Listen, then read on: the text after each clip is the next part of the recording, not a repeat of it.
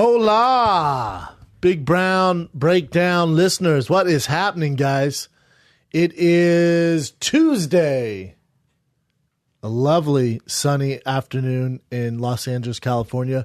Tuesday, March 7th. Is that right, Chin? 7th, correct. Boom, March 7th.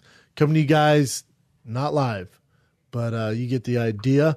Man, I'm excited for today's show. We got Elias Theodorou, the Canadian badass model, just signed some huge hair deal, has dudes tattooing their face on him. He's definitely, if you don't know who he is, you will after this, but most of our listeners know who this guy is. He's what we call a big deal. And man, he only has one little blemish on his fight record. He did win the Ultimate Fighter, and he's an exciting fighter, man. I was excited when he said he was coming to town because he's just, again, to me, it's all about telling stories, and he's an interesting story, and he's one of these guys who is a crossover type of fighter who looks good, speaks well, has the skills to back it up, and he's out there trying to hustle, man, in the entertainment world, acting world, model world. So he's definitely someone who I've always wanted to get on, and we made it happen today because he's out here taking meetings and stuff. So stay tuned for that later. And another thing, I did my first Big Brown Breakdown live at the Ice House in Pasadena, California. And I just want to thank every single one of you who came out. It was a special night for me. It was one of my goals this year was to do a one-man show. And I had no expectations. I had no idea it would sell out as fast as it did. And, God, I feel like we're on to something here, man. The feedback I got from the fans and just the whole atmosphere was truly a night that I'll never forget. So I can't thank you guys enough. Man, it's such an honor. And so the next one is in La Jolla, California, April 27th. It's basically San Diego. That's why Anchorman is the theme for this show. On April 27th, if you see the graphics that Average Joe Art did and the stuff that Drastic Graphic did for me as well, it's all Anchorman themed because it's San Diego. Makes sense. So April 27th, those tickets are on sale. That bad boy is already half sold out. So I'd expect that thing to sell out. As you're listening to this too, again, it's Tuesday and at 5 p.m. Pacific, Grand Hagoso and Skeptical Hippo shirts drop on tfatk.com. So get those while they last. Hopefully while you're listening to this, they're still there. But again, it's 5 p.m. Pacific. You know how we do on that website. They sell pretty fast, and these are some pretty sweet tees. I get some other news that I wish I could tell you guys about as far as the Big Brown Breakdown goes. It is some exciting stuff, but contractually I just can't yet. But I will say this. It's a big one. It could be cool if it comes to fruition. It looks like it. I should sign the contract soon. And I will have some news for everyone. And yeah, thank you guys. And again, it's all good things here for the Big Brown Breakdown crew, the team, myself. We ranked number one at one point overall in the world for podcasts, beating out a bunch of people who have no business beating out. And then we're still ranked number one as far as sports goes on iTunes. So that stuff means the world to me, man. I don't follow those rankings too closely. Fans sent to me, my brother sent to me, the team sent to me, and it just means a lot to me. So obviously you guys found the new channel. Subscribe if you haven't. It's The Big Brown Breakdown. You can search Brendan Schaub on iTunes. We're on all platforms, Stitcher, SoundCloud. We're all over. Everything. Everything we're not. I get the comments or the emails go, hey, I can't find you on Podbay, and Chin freaking loads us up to Podbay. Like that's how it works. It just takes time to migrate over. So it was all set, but little by little it starts to migrate over and people can find it. Dude, and shout out to iTunes. So working with the guys at iTunes, especially the podcast branch over at iTunes, they've been amazing. I told them what we were going to do. They went, this the steps to do it. This is what you should do. Hopefully it's a big show because then we can promote it, and they've been great. And, obviously Steve Austin made that show, and I feel like me and that guy could talk for days. Yes. And I've talked to him since, and he can't believe how well the show's doing. He's like, it's just two guys talking. It's exactly it's fucking two guys talking. Schaub, I don't get it. I go, I know, man. That's what sells, man. That's what people like to listen to. You and me, freaking, you got the WWE world, you got the UFC world is the collab of two of the most dedicated fan base, and your sport, I know mine, and when we get together, freaking magic happens, man. So we're planning to do some more stuff down the road. I'm gonna do his show, and then we got some other stuff we're talking about. So shout out to Stone Cold, and God, what a freaking dope dude, man. What a really nice right? guy. Isn't he Awesome great? guy, yeah. Wish me luck on my live show, and he's just a freaking salt of the earth type of dude. So I can't thank you guys enough for that. And listen, all this stuff's because you guys are listening. You're telling a friend who tells a friend who tells the UPS driver who tells his aunt who tells their cousin, and then that's how this thing works. That's the world of podcasting. Next thing you know, the Big Brown Breakdown launches a new channel. It's the biggest show I've ever done. Not even close. Biggest show I've ever done. Craziness. It's pure craziness. I was even trying to do an all fight show, but that's the way life works, and I couldn't be happier. And I can't thank you guys, the fans, for making all this possible. So I just want to take time to address you guys, from the guys who came out at the live show at the Ice House, buying tickets to the La Jolla show, making this podcast what it is, getting us up there in the rankings. It's something special, man. We're on to something here, and we're just going to keep on keeping on. And let me get this out of the way now, because we got some email stuff. Like, rumors are, someone started this rumor, of course. When you're doing well, people want to see you fall. That's the world we live in, unfortunately. The Fighting the Kid's not going anywhere. Brian and I have never been better. It's not going anywhere. That's a completely separate show. I'm just doing my own thing here. Brian has his own show. Obviously, it's a little different, but none of that changes. We have some cool stuff in the works for the Fighting the Kid. I'm just over here doing my thing. Brian has his own thing with stand-up, his spin-off on the Goldbergs, and, he does his podcast, the book club thing, and, I do my thing, and I have my stand-up, I have my live shows, and it's no different. But me and Brian couldn't be better. That's my brother from another mother. Most of this wouldn't happen without Brian, so don't get it twisted, man. We're not going anywhere. It's just some more content for you guys to dig into, especially if you're a fight fan or entertainment fan. That's what we're bringing to you. So now that that's out of the way, Chin, we got a lot to talk about, my man. Yes, sir.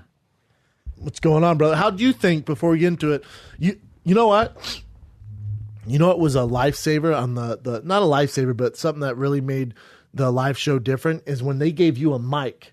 Because I break down events like I'm about to do now live, right? And there's a comedy twist to it. But at the time, I just had the mic, us speaking in the crowd, which is fine. Mm-hmm. But when you got a mic, that's when things really got fun, because you and I could, you were volleying up to me. I can play with that stuff. Completely unplanned too. You know who did that was Skylar. Shout out to Scott, dude. Shout out to Skylar Aston. Skylar, I know you're listening. He's been a supporter forever.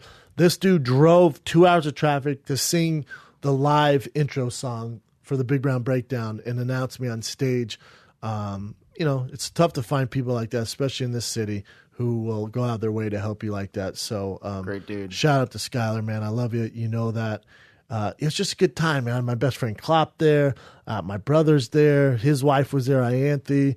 My girl's parents were there. It's just a good vibe, man. Oh, yeah. The owner of the Ice House came out. I was like, dude, you can do this whenever you want. Oh, yeah. Like, he went up to me, too. He's like, dude, great. Whenever he wants to, just make sure he knows that we want him over here. Dude, I'm like, I love that guy. But I thought it was a good time, right, Jen? Hell yeah. I was so surprised. I didn't know I would even be a part of it that much. Thank God. When I was super shocked, but completely entertained. And my friends had a blast. You brought a crew. Brought a crew of a bunch of Asian people. They all do doctor stuff, normal stuff like that. I was telling your brother, too, that they were kind of hanging out in the corner. And he's like, so what are your friends doing? I go, oh, they're just solving math problems or something. And he started busting up laughing. Yeah, that's hilarious.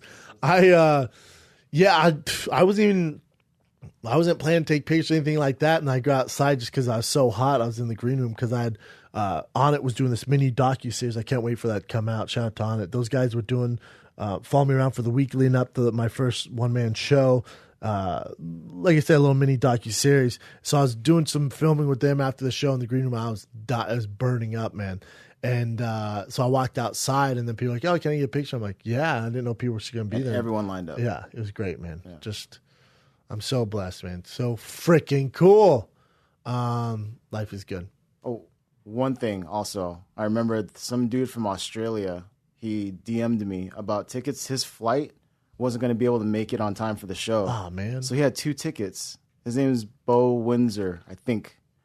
He's like, can you just give these to some fans or something? Oh, so damn. I actually found 2 fans that took the tickets. Oh, cool, man. And they had a freaking blast. Tight move. Awesome. Good move by that Australian guy. Australian dude. Man, that's awesome. All right, brother, let's get into it. Alrighty, the first one is Tyron Woodley and Dana White have obviously been bumping heads for a little while now. And the most recent one is Tyron Woodley was upset that Dana White went public by saying, oh, he thinks that Stephen Thompson won that fight. And the reason he's upset is because he says that Dana White told him in the very first fight they were in that Dana White kind of said, yeah, I think you won that fight, but he wasn't public about it. And then lastly on this, Dana White responded, and then he goes, there's one guy around here who calls the shots. As soon as you learn that, the better off you'll be. That was his message to Tyron. No, he didn't. Where does that say that? The bottom. Is that a quote? Right here. He says his whole thing like, dude, you said you were going to go out and knock him out or do something impressive, but you didn't do that. And then the very end of this paragraph, he says, like something super hardcore. There's one guy around here who calls the shots, and as soon as you learn that, the better off. Oh, God, I hate that. Because I was a little bit on Dana White's side where, like, love or hate Dana, you always kind of know where you stand with him, for better or worse. And so at least Woodley knows where he stands with him. But I don't mind, it's actually good media. It's good notoriety for Woodley to be associated with him kind of going against the grain, right? Like in the WWE, same thing. You got a heel, anti-man. Like we can jump on board with that until Dana's ego comes into play and goes, there's one guy around who calls the shots, and as soon as you learn that, the better off you'll be. Now, do you mean Ari Emanuel, or I'm sorry, who's the one guy? The guy who owns the UFC? Should we? Because he would be the guy who calls the shots. Don't get it twisted. If he tells Dana jump, Dana's gonna be like, how high, sir?" So, I don't like that. That's that mob mentality. There's one guy around here who calls the shots, and as soon as you learn that, the better off you be. Okay, so should I call Conor McGregor? How's this gonna work? Because he'd be the one who calls the shots. He's the one who's telling you, I'm going to fight Floyd Mayweather. You're not going to do shit about it. He's the one who goes, I'm going to fight at 55, vacate 45, and you do it for interim belt. And, oh, yeah, I'm going to fight Eddie Alvarez. And then I'm going to take some time off, might fight Floyd. We'll see. Oh, and then there's the Ali Act. I'm going to go for my license in Nevada and California. So I'm sorry. When you say there's one guy around who calls the shots, and as soon as you learn that, better if you be, this isn't Shawshank. You're not the warden. And I was on Dana White's side when it comes to this confrontation between the two until you pull that card. Yeah. It's a bully card. It's a bully card, and I get that bullying got you guys to a certain point, but now with social media, it's out, and you're not fully owner of the UFC, and you've sold. That doesn't fly anymore. You're not gonna Russian mafia me into a corner and bow down. That's not the way it works. And you're not calling the shots because there's been shit fights made. There's been shit cards. You're not calling the shots anymore. So and again, it's an ego thing here, So, God, that I hate when that happens because imagine if Roger Goodell said that to Tom Brady. Yeah. I know Deflategate, but you're gonna learn there's one guy around who calls the shots. Soon as you learn that, the better off you be. Now you're talking to one of the baddest men on the planet. You're talking to Tyron Woodley, the welterweight champion of the world. Granted, it wasn't a great fight. He's still two-time welterweight champion of the world. As soon as you learn that, the better off they will be. As soon as you learn that you are not a star. Dana White sells 0 fucking tickets for the UFC. No one, the UFC would not skip a beat if he just took a back seat and was behind the scenes. No one would give a fuck. You sell 0 tickets. You're a promoter. You promote the talent. You are not a talent. You are not a celebrity. We do not want to watch your YouTube show. We do not want to see you on First Take. We do not want to see you on Fox Sports. I want to see the fucking talent, sir. The soon as you learn that, the better off you will be. Beat it, nerd. And I was actually on his side. I have no ill will towards Dana. I think he's done a great job. But when you bully these guys, because you know he can't do anything about it, is when I get upset. Because now Woodley's a guy who, a lot of people are upset with his fight. Dude, you're diminishing your own product. When you say Tyron Woodley came out and said he was going to destroy Thompson. Yeah, that's what you tell all of us to say. That's how we're supposed to sell fucking fights. And when you get booed for 5 rounds, you try fighting fucking Wonder Boy for 5 rounds. And that comes out in a different stance you weren't expecting. That's fighting you how you didn't expect. That is a weird thing too when you look at that. If if this was an island and they're the only two people left on Earth and they had to fight for whatever, chances are. If there's an island and if we're on Catalina Island, the Catalina fucking wine mixer, and everyone's dead from a zombie apocalypse, and Dana White and Woodley are on the island, Dana White would be sucking Woodley's dick and getting his coconuts every day. As soon as you learn that, the better off you will be. As soon as you learn that this is not the 1970s, you cannot corner guys and bully them, especially the baddest guys on the planet, the better off you will be. As soon as you realize that your ego is killing the sport, the better off we will all be, including you. You got to get rid of the ego, man. You have how much money in the bank? Just get over it, man. Guarantee. Tell Connor that. How's it go? You're taking advantage of Woodley because he doesn't have, even though he's the welterweight champion of the world, he doesn't have the power to negotiate like Connor. Let me know. Tell Brock Lesnar that. Let me know how it goes. Tell Conor McGregor that. Let me know how it goes. Tell Ronda Rousey, not now, but at the time, how it goes. You're taking advantage of these guys, man. This is why a lot of guys hate you. Why not be cool, man? Why not say, God, you know what? That fight wasn't great. It sucked, man. You know what? We're just going to move on. Woodley's still a champ, hell of an athlete. Moving on. Now, behind closed doors, if you want to say, Woodley, listen, man, that fight sucked. I get it. Stylistically, shit happens. Let's bring it the next one. I'm cool with that. That's fine. You're a promoter. But when you say there's one guy around here who calls the shots, I hope they're not misquoting him. When there's one guy around who calls the shots, as soon as you learn that, the better off you be. God damn it. Yeah, imagine if your boss told you that. Dude, that would suck. And you were carrying... that would really suck. Yeah. You don't want to work for them. No. You want to create an environment where people want to work for you. No one wants to work for Dana. Dude, there's no way anyone with any self-respect would work for someone that's like an actual bully. Here, this is a little weird one. I have no idea. You've worked with Dana before. You have that inside experience. You know if he really, truly means it. I have no idea. Look at me, Chin. But it's messed up to say that. He 100% means it. And that's the issue. That's where, at the time I had to fucking take my lumps and move and deal with it because I had no power. I'm not a superstar. You know what I'm saying? I don't fight for you anymore. I don't shine your shoes anymore, sir. I have other people shine my shoes now.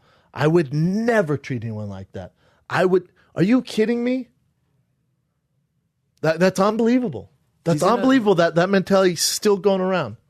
I completely And if agree. I'm Woodley, I take that and I run with it. So don't, obviously not quit, but run with it in a way like keep poking at the bear. How would you do it? I would take that and put it in quotes, but there's one guy around who calls shots, and as soon as you learn that, the better off you be. Then I'll show examples of Connor. I would blast so much stuff out. Like, this is really who we want to work for? Because he's the champ. You're not going to take the belt from Woodley. The public would, you can't do that. Public would, you'd be so fucked. And that fuels the fire for the associations more and the unions more.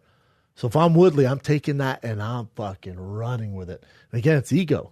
That's just an ego thing. Yeah, entirely. And in the entire UFC, on that list of wrestlers, you are not a tough guy. People get it twisted. You are not just because you have power over the most talented men on the planet when it comes to fighting, because you decide who is the matchups. Besides because you had two rich high school friends who invested in this business. Not pioneer. If I had two rich friends, I could have fucking done this. If you had two rich billionaire friends, you could have fucking made this happen. Don't get it twisted. You're not a savant of promoting fights. Don't ever forget when you can step out and look at things. Go, I'm a guy. I got lucky. I took every opportunity and I ran with it, and I was backed by billionaires. Do me, if you guys are listening to this, whether you agree with me or not, look up Woodley's story. Look up Woodley's past. Do me a favor. Look up the struggles he came from. Look up when he's fighting to pay the bills, and him and his wife don't know what they're going to do because they have 3 or 4 children. And now imagine your boss coming up to you and goes, hey, buddy, there's one guy around who calls the shots. As soon as you learn that, the better off you'll be. The nerve at this day and age. It's crazy, man. It's crazy. That upsets me. I can tell. That really upsets me. What else you got, man? That's interesting on the right there. I don't know who Tony Ferguson slams disrespectful Khabib Nurmagomedov for allegedly eating tiramisu prior to UFC 209. So in that one, he saw on an embedded episode him eating tiramisu. Yeah, somewhere around one of the episodes. My source told me too. They saw him eating junk food. Mm-hmm. So of course he's pissed off.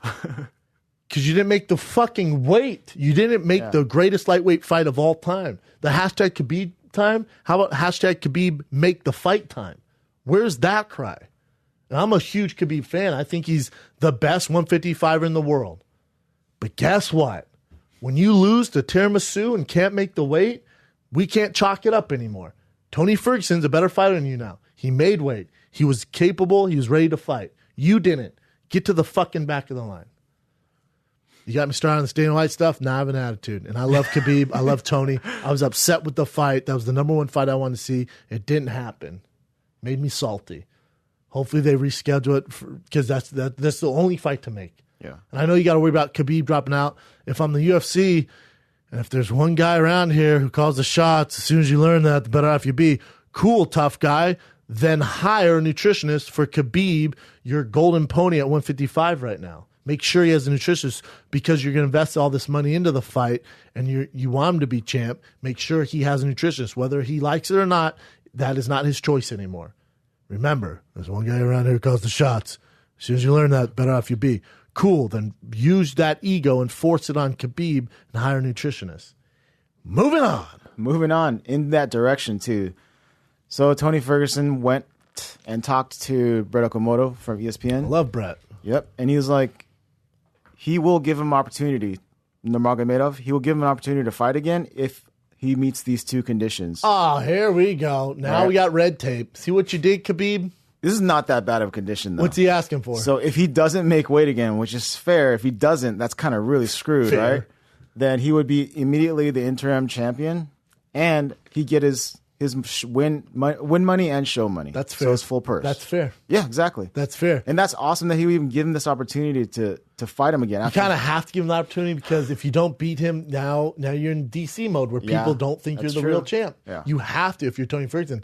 You don't take any other fight. You do nothing.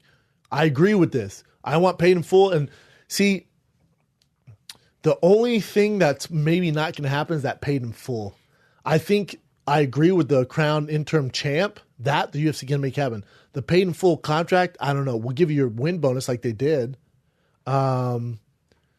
It's fair. What he's asked for, it's completely fair. Because what's not fair is them scheduling this fight again and then Khabib falling out. Khabib hurt himself. I'm telling you, man, with the public, it's detrimental to his career. This was it, man. This was the fight.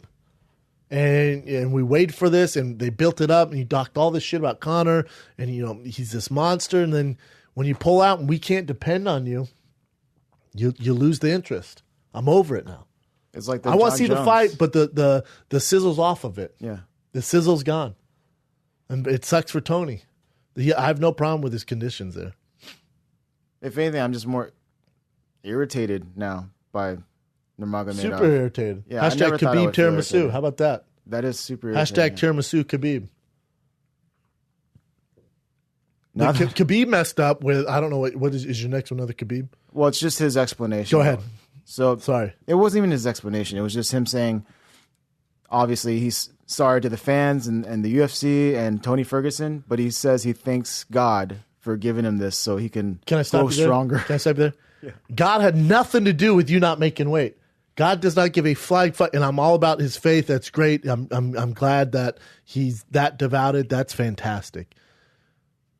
I'm being upset here. Dude, God had make you pissed off. God had nothing to do with your weight management issues and you being hospitalized.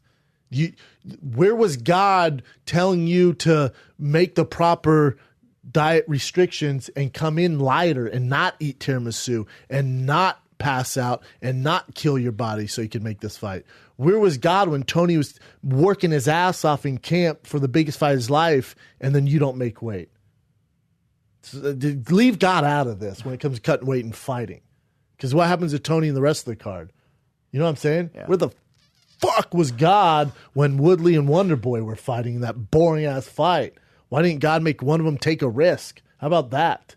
You know, it's like God had nothing to do with you making weight and fucking getting through all this. I hate when guys do that. That's an interesting spin that he did. I think that's kind of why I was irritated too, because I read this article already and I had it loaded up. That makes me more furious. Yeah. These current events are making me furious. I was fine before all this. Because that's your protocol. Thank God I'm still alive. Huh? Where was God when you eating the tiramisu? What about when he came in 20 pounds heavy? Chalk that up to God. God ain't telling me to not eat that fucking cookie last night. That was Satan. I don't know how your God works. Mine's saying, eat it, son. Fuck everything else. Your God saying, eat it, Khabib. We'll figure it out. Well, I need your God then, because Satan's telling me to eat all this fat shit. Why does it have to be tiramisu? It's the weirdest sounding. I love me some tiramisu. It's just so funny that it's tiramisu that has to be the food that. Dude, a Russian that wrestles beers and eats tiramisu. What a crazy world we live in, right? Super crazy. It's awesome. Again, the sizzle's off. The ego fucked up. He really did, man. Yeah, and good luck getting fans back on your side right now. Now, if they reschedule the fight, we're all still interested, but the sizzle's gone because who knows if it's going to happen. And he goes in there and murks Ferguson. It's all good, baby. Eat your tiramisu, but you gotta be a professional, and you can never miss weight again. We're a very forgiving society, very forgiving sport. Think about Anthony Johnson, John Jones. There's a lot of people we forgive and we want to see fight, but you gotta perform. So if he comes in this next fight and he does everything right, hires a nutritionist, he brings a professional approach to it, does work, beats Ferguson, cool, man. Forgive and forget. It's a big if, though. Definitely a big if. Don't ever just chalk it up to God, though, eating tiramisu. How dare you? Do you think he will he'll be forced to have a nutritionist now? If they don't, he has the wrong team around him. If he thinks he can keep going down this road and missing fights and getting hurt, something's going on. Granted, he's 24-0 and he's this monster, the best 155 in the world, not named Conor McGregor. You got to add these vital additions to your team. Otherwise, this is going to keep happening. And then we just forget about you because you're the unreliable rushing guy now. Mm-hmm.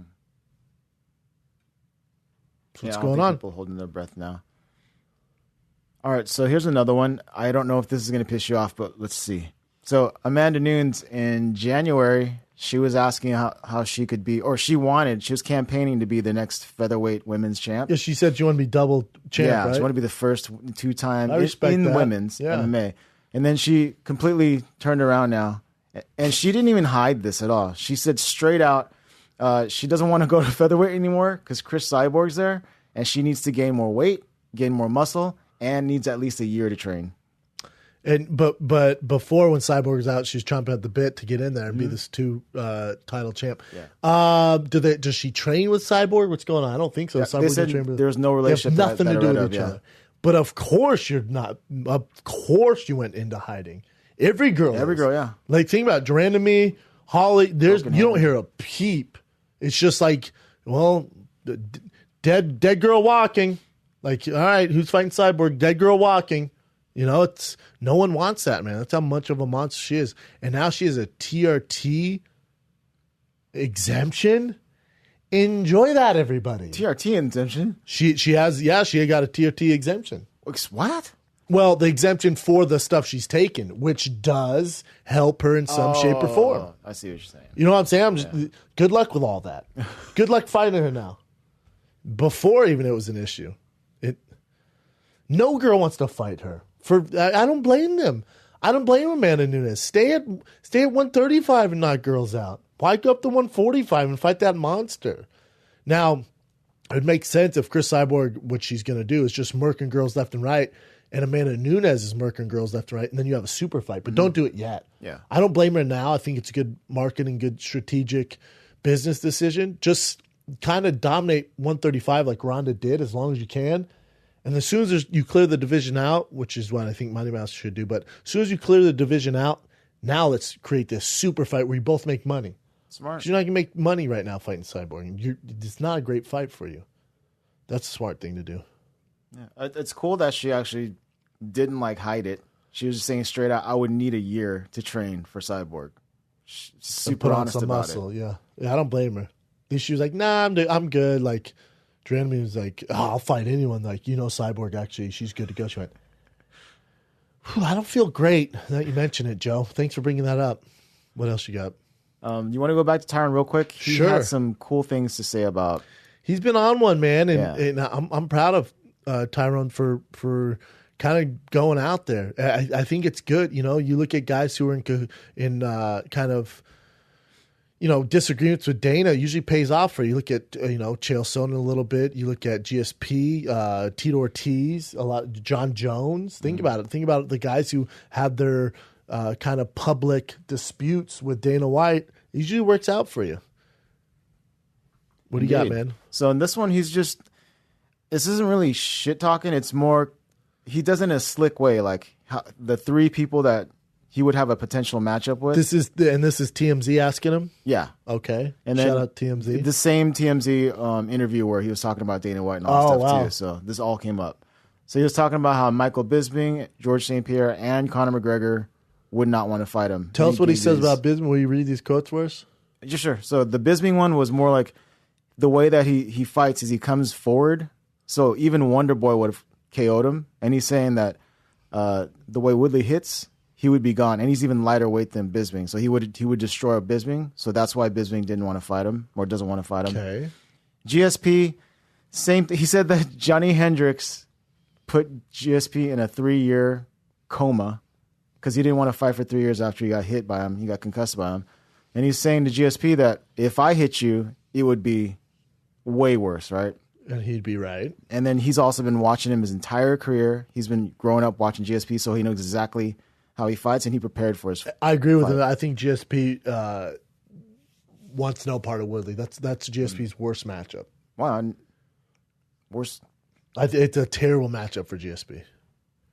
And a lot of respect to... Yeah, I just style it. It's all about styles. And for George, that's a style matchup nightmare. It just is. An explosive, in his prime, a guy who is a better wrestler than George. Mm-hmm. I don't see George wearing him out. I don't see, I guess George could do the Roy McDonald game plan, but he's not as long. He's not as big. I just think that for George, that Woodley would be a different beast for him. That's something I never really even thought about before, them fighting, but just imagining them fighting. Him fighting makes more sense than him fighting Michael Bisping. Definitely. And then, they look like they're more the same size too, right? Yeah. And then what? And the last one was Conor McGregor. He said Conor has fought his way to a point where he can't get any, throw me fights anymore. Now he has to fight legitimate competition. You tell me Eddie Alvarez is a throw me fight? I know, right? But so he says he has to fight the upper echelon of fighters now. True. He's a two-time world champion. Exactly. Just like you do. Ferguson, he would get destroyed. Khabib, he would get destroyed by, and by him, he would get destroyed by C. So he's like, yeah, the Mayweather thing is probably the best bet. That's the only one he's going to do. He's not going to fight any of these guys or him. So he's just making an argument as to why these guys wouldn't want to fight him. I don't have a problem with anything he said for any of those guys. I think with George, he's right. It's a lot of it's sad but true, and you guys know I love George. And then with Conor McGregor, yeah, he's in a position, and that's true. Conor's in a position where he doesn't see. I wouldn't say you don't have to fight somebody real because you can't say Jose Aldo, Eddie Alvarez aren't real. Like those are very real. And to be honest, Woodley, and I love you. He's beating Eddie Alvarez and beating Jose Aldo are more impressive wins than you've ever had in your career. If you think about it, those are crazy impressive wins. So take it easy. And he also beat Chad Mendez. Mm-hmm. So people need to pump the brakes a little bit on that, critiquing Conor on that. But to his defense, where, Tony Ferguson and Khabib are terrible matchups for Conor. I agree with him there. What else did he say? And they said best option is to fight Floyd. Correct. And then retire, just like you were saying too. That'd be my game plan for him. Or do that fight and then depend how much money he needs, then take one mega fight and demand some crazy money from the UFC. Or again, fight Floyd, lose in a decision, or maybe beat him right off the sunset. I mean, I don't think. But as far as Conor, his position where he'd have to fight somebody real. That doesn't make sense. You fight someone where matchup wise it's not in favor of him. Neither was Eddie Alvarez. Neither was Chad Mendez.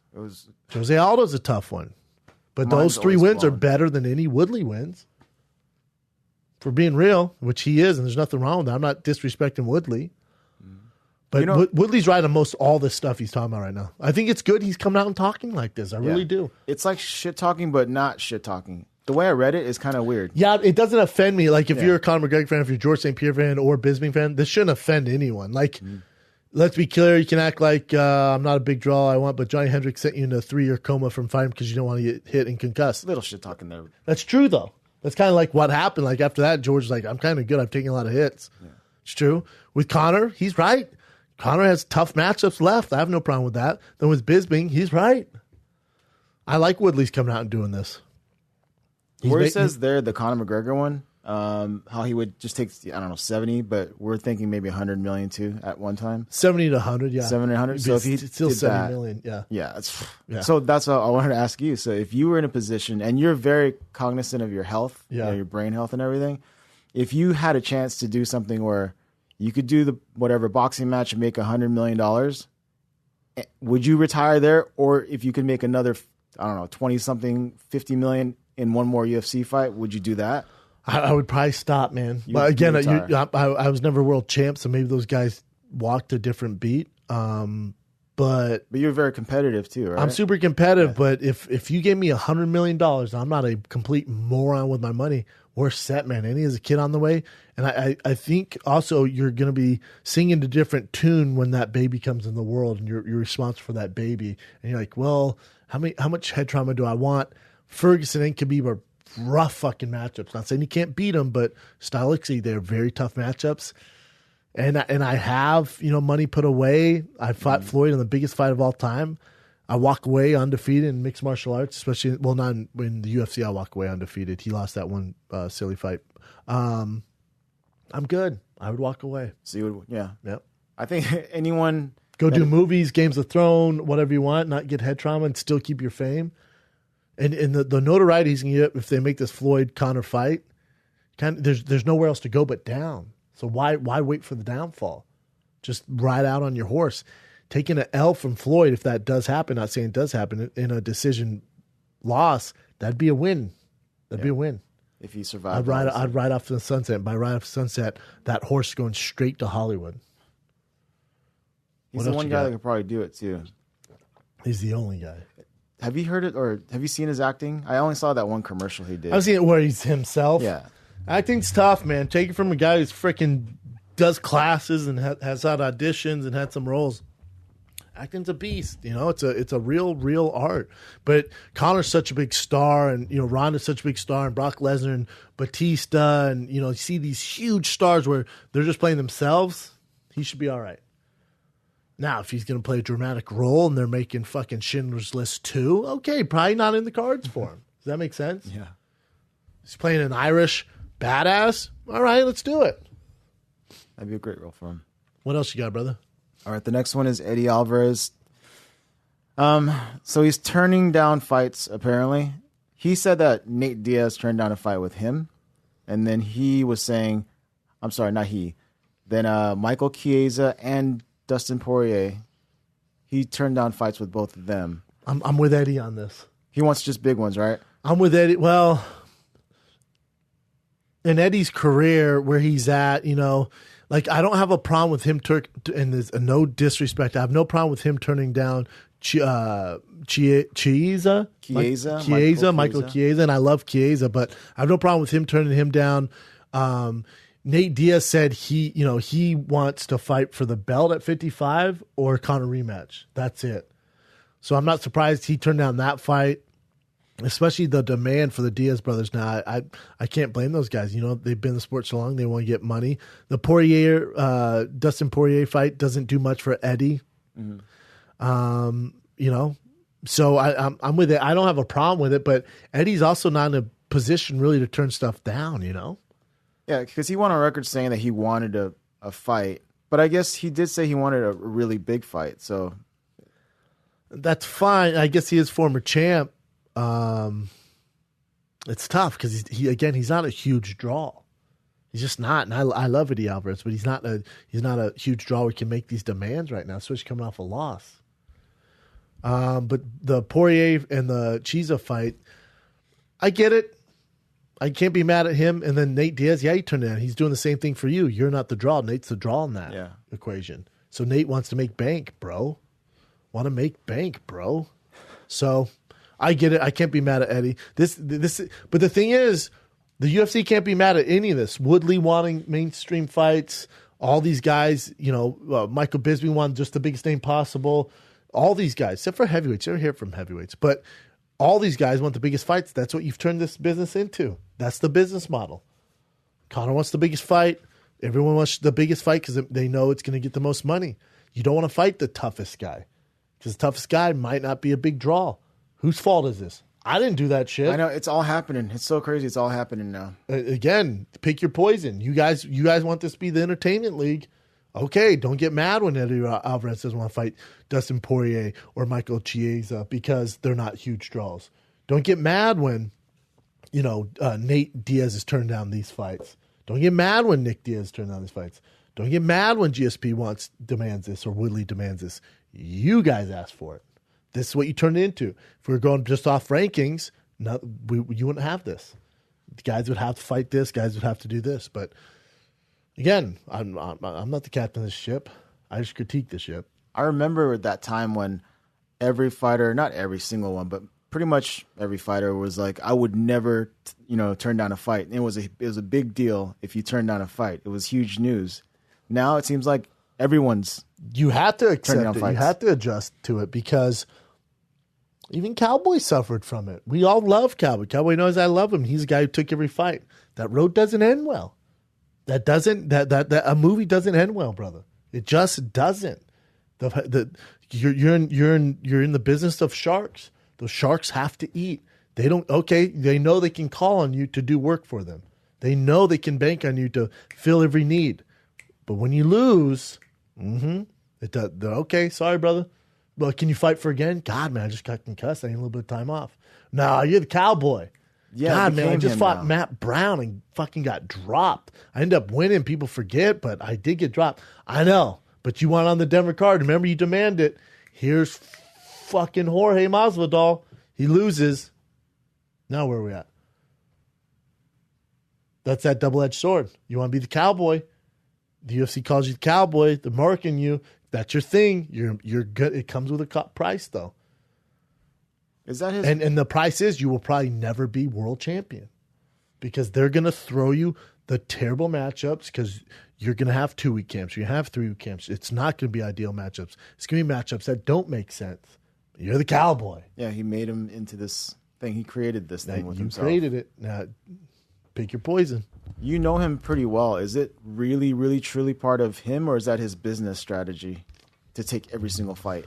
I think it's him. But at the same time, fighters shouldn't be making business decisions. And it worked out for Cowboy, and he makes bank. But for a Cowboy world champion, you can't be that guy.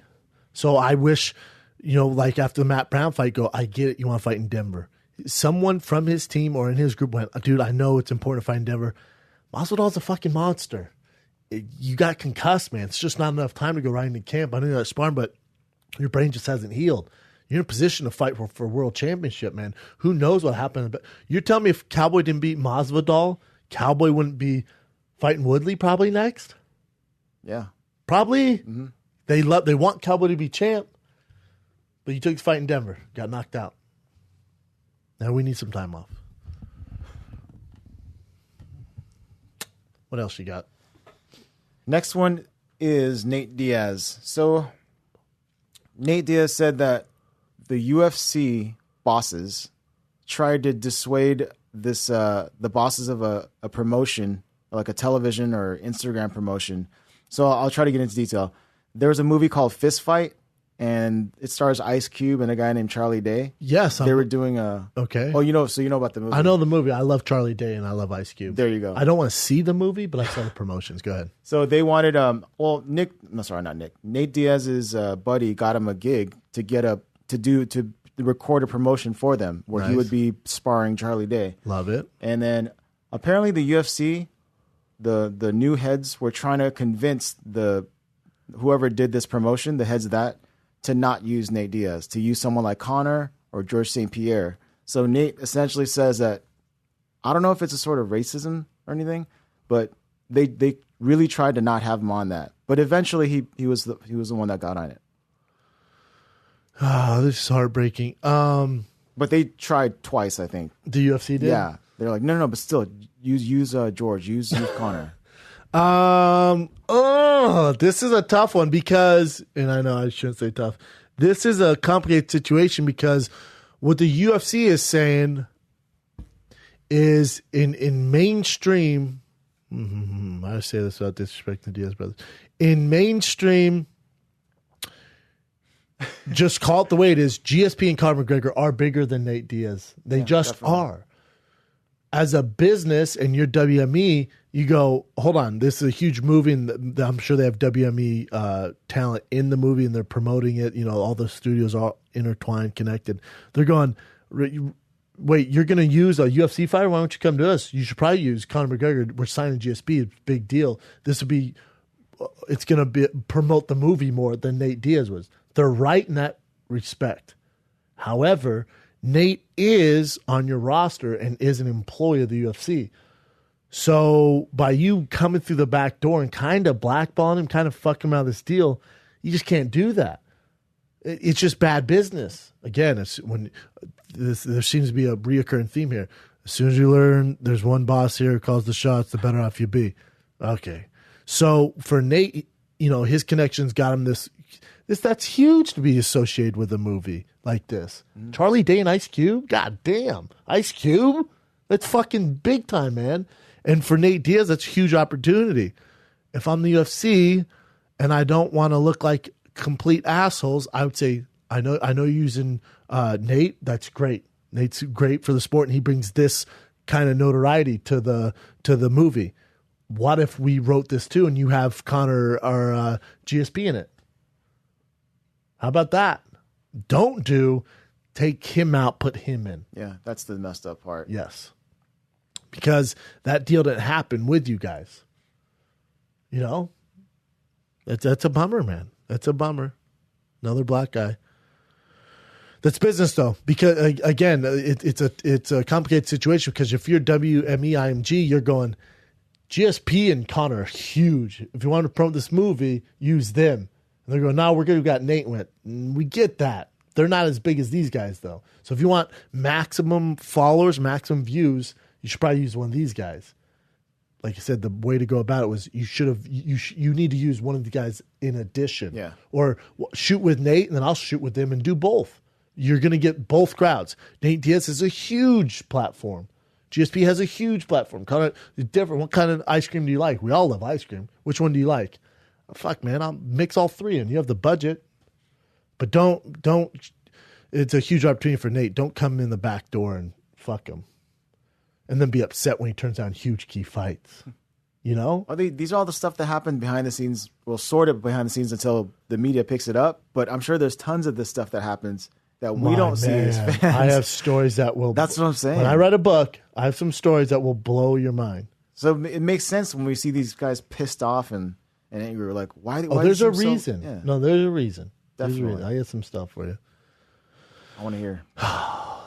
What else you got, man? All right, this is actually from Elias Theodorou. He tweeted to go away with, the win money as an addition to it, to your prize. That's brilliant. Yeah, and then you'll see a change in the way they fight and everything too. Yeah, no, that's brilliant. When did you tweet this? Just yesterday, recently? I think. Yesterday. So this is our guest day, Elias Theodorou. He put, do away with show and win and make it one purse. Fighters are afraid to only get half their pay, guarantee full pay, and you'll see a change. I agree. Because if I know I can bank on that $500,000 or $1 million, that I'm going to fight different. You just are. And they think by going, here, if you go nuts, here's the carrot. If you go nuts, you're going to get this other half, maybe fight night bonus. That's not the way the human body reacts to that. The human body goes, oh man, I need this, man. I fucking need this. Because look how guys like Conor McGregor fight. Name the boringest Conor McGregor fight. Name the boringest Brock Lesnar fight. Name the most boring Ronda Rousey fight. They were guaranteed huge paydays. So there's your example. Think about That's a good those guys are example. Name the most boring Conor fight. Name the most boring Brock Lesnar fight. Those motherfuckers come to fight because they are making bank and they know they're carrying the whole freaking business on their back. And now, Very interesting. yeah, I think you could do that guaranteed money. I really do. That's a brilliant idea. I haven't even thought of that. Powerful Elias Theodorou. Yeah. Dude is a jack of all trades. He definitely is. Model, movie star, actor, Everything. badass fighter. Doesn't he look like Prince Charming from a Disney show? I was going to say he looked, you know how he said that he thought that he looked like, or someone thought that he looked like Aladdin? I didn't want to say anything, but out of all the characters, Yeah, I know. that would be the last one I would. You do not look like Aladdin, sir. How dare you? Hey, man. Exactly. I was being cool, but I was like, God damn, out of all the characters, Aladdin? I was going to say more like Prince Charming from Shrek or like one of those real Prince Charmings, you know? Dude, Gaston from Beauty and the Beast. Yes. That's what he reminded me of. You know, Correct. Gaston with the guy with long hair. Yes. That's exactly what he looks like. Yeah. That's exactly what, out of all the characters, when he said Aladdin, I'm like, Yeah, I don't know you that well to make fun of you, but that would, no, sir. No. That's like saying I look like the voodoo guy from fucking The Prince and the Frog. Out of all the guys. God damn it. He's black. Oh, man. The Prince and the Frog guy, not Aladdin. Aladdin's obviously Arabic. Middle Eastern. Something. He's sure as fuck not Canadian. A white Canadian, Elias Theodorou. Out of all of them, sir. I know you're listening to this, but that was a hiccup. All right, what else you got? Maybe Aladdin with long, no. There's Still no not Aladdin. there. Yeah, there's you no Aladdin. cannot be Aladdin. Out of all the guys. That's like saying I look like Flounder. Flounder. Who's Flounder? Little Mermaid. Oh, God. The fat God. yellow fish. Okay. Shout out to Flounder. He's such a bitch. I'm trying to remember Flounder. Flounder was trying to fuck. If you remember that movie. What? Oh yeah. Flounder was put in friend zone, but he was always trying to holler at I have Ariel. to see his picture now. He's the fat white fish. He was like, he had no heart, you know? He's obviously Ariel was trying to get some action. He never stepped up to the plate. You're lucky Gaston the freaking lobster didn't do work. Dick sucking a lobster. This is Flounder? That's Flounder. Oh, my bitch God. ass. Now I remember Flounder him. now. Wow, I hate Flounder now. Fuck Flounder. Such a random fucking. All right. Sorry, Okay. man. Joe, this is also towards the fighters possibly doing more. So Joe Rogan tweeted that open scoring announced at the end of each round is a possibility. It would add to, more drama. So, if they did show the scores, what the love judges are doing so far, I think that puts more more pressure on the judges and all them to actually do something, like. It's hold them accountable. Yeah, hold them. Thank you. That's what I was Because looking for. afterwards, it's like, oh, this judge scored that, and they're off to the races. They're like in their cars, like, oh, that sucked. Let's go get a steak and a dick suck. It's like, whoops, fuck that guy's life up. See ya. See you at the next one. See you New York next week. If you have them where it's like 10-8. Yeah, and you could see What? it. And the crowd's all boo. And they're like, fuck. Oh, actually, that might be bad then if everyone's No, like, it'd be good because then they're going to really be like, oh, God. But they would be way more into that job for sure. Yeah, right? I agree. 100%. I think it's a good thing. I think it's a good thing to show it 10-8, 10-9, 10-10. I have no problem with 10-10 rounds. We don't give enough of them. That's a brilliant idea. You have to change something. You really do. It's very clear. You see people who are balls deep in this business, who are experts in this business. Obviously Joe Rogan, one of the pioneers of the sport and one of the best minds in the game and the godfather of freaking podcasting. And so when he says, let's look at changing something, it should go a long ways. When Elias, who's competing in the UFC and is a knowledgeable, smart dude, goes, man, I think you should just offer full fight purses. This is my thing. Who is paying attention to this? Who is bringing this up in the boardrooms at IMG, WME? Who is listening to any of this? Is it going on deaf ears? Do they think they have all the answers? So I'm here to tell you don't. I'd be willing to bet my listeners agree with most of that. Something has to change. There's a reason Rogan tweets this out. Do those guys look at Rogan's tweets? Dana's aware of it. I'm sure WME, they represent Rogan. Yeah. So I'm sure they're very aware of what he does. But again, we're all this is people sitting on those rafts in the middle of the ocean going, "Hey, over here." And you have to hope that WME chopper sees you in the water and addresses you. They're dealing with a lot. There's a lot of turbulence up there in the air for them right now. Mm-hmm. So I don't know what battles they're chasing right now. Well, I like both of those ideas too. Well, I didn't even have any opinion on the purse thing, but getting someone who was a fighter to name a board. Like, look at the examples. Yeah. I'm giving you examples. So that's what I'm saying. Like I had no point of view from it, but now that makes sense, and this makes sense too. Yep. Brilliant. You want some more? Or you want to go straight into breaking down the fights? Let's do one more. Okay. Is this a 9-hour long show? It's going to be a long one for sure. Oh, sorry, guys. Just kidding. Let's see what's a good one. Let's do the Floyd. Okay, so we'll just end on this. I know you love the Floyd Mayweather. Bring it. Honor. The most recent interview that Floyd Mayweather had was with like an ESPN guy, and he was saying this and that. I hate that Connor's blowing smoke up people's asses. If he really wants it, sign the paper. Like he's saying that there's an actual document that's out there that was given to Connor. I've heard to sign the fight. I've Really? heard that. Is it real? I've heard that now from one reliable source. I heard the contracts together, heard everything's together. I have no idea the venue or the date, but I did hear the contract is together, but neither is signed, but they've agreed on money. How true is that? I don't know. Legit source, but again. Yeah, in this instance, he's saying, this is obviously him implying that he signed it, and now it's Connor's he's ready turn to go. Yeah, that Connor. I think the hiccup is going back to the beginning of the show. There's one boss in this town, and you gotta, as soon as you realize that, you gotta get on board. That's probably the hiccup. So they're probably trying to figure out the best way, if the UFC's not involved, how to get it done. I'd say that's probably the hiccup. But from what I hear, the money's agreed to. Yeah. So that red tape's gonna be tough for him to figure out. But again, I do believe this fight's gonna happen. I really do. I think the only one blowing smoke up anyone's ass is Floyd Mayweather. I think Connor's team's just trying to figure out. So, yeah, I think it's gonna happen, man. I really do. Speaking of boxing, and the Keith Thurman, which is, I think it was on CBS Showtime production, Keith Thurman and Danny Garcia fight was the best fight of the weekend. It was so damn good, man. And then there was also the boxing with Hayes and Bellio, I think. Hayes and Bellio. Yeah, I don't know boxing as well. Where Hayes, it was in Britain, where Hayes, Bellew. So Hayes, I don't think it's confirmed. But blew out his Achilles heel, and Hayes hasn't fought in forever, man. He snapped his Achilles heel, got stopped in the 11th, but was wow.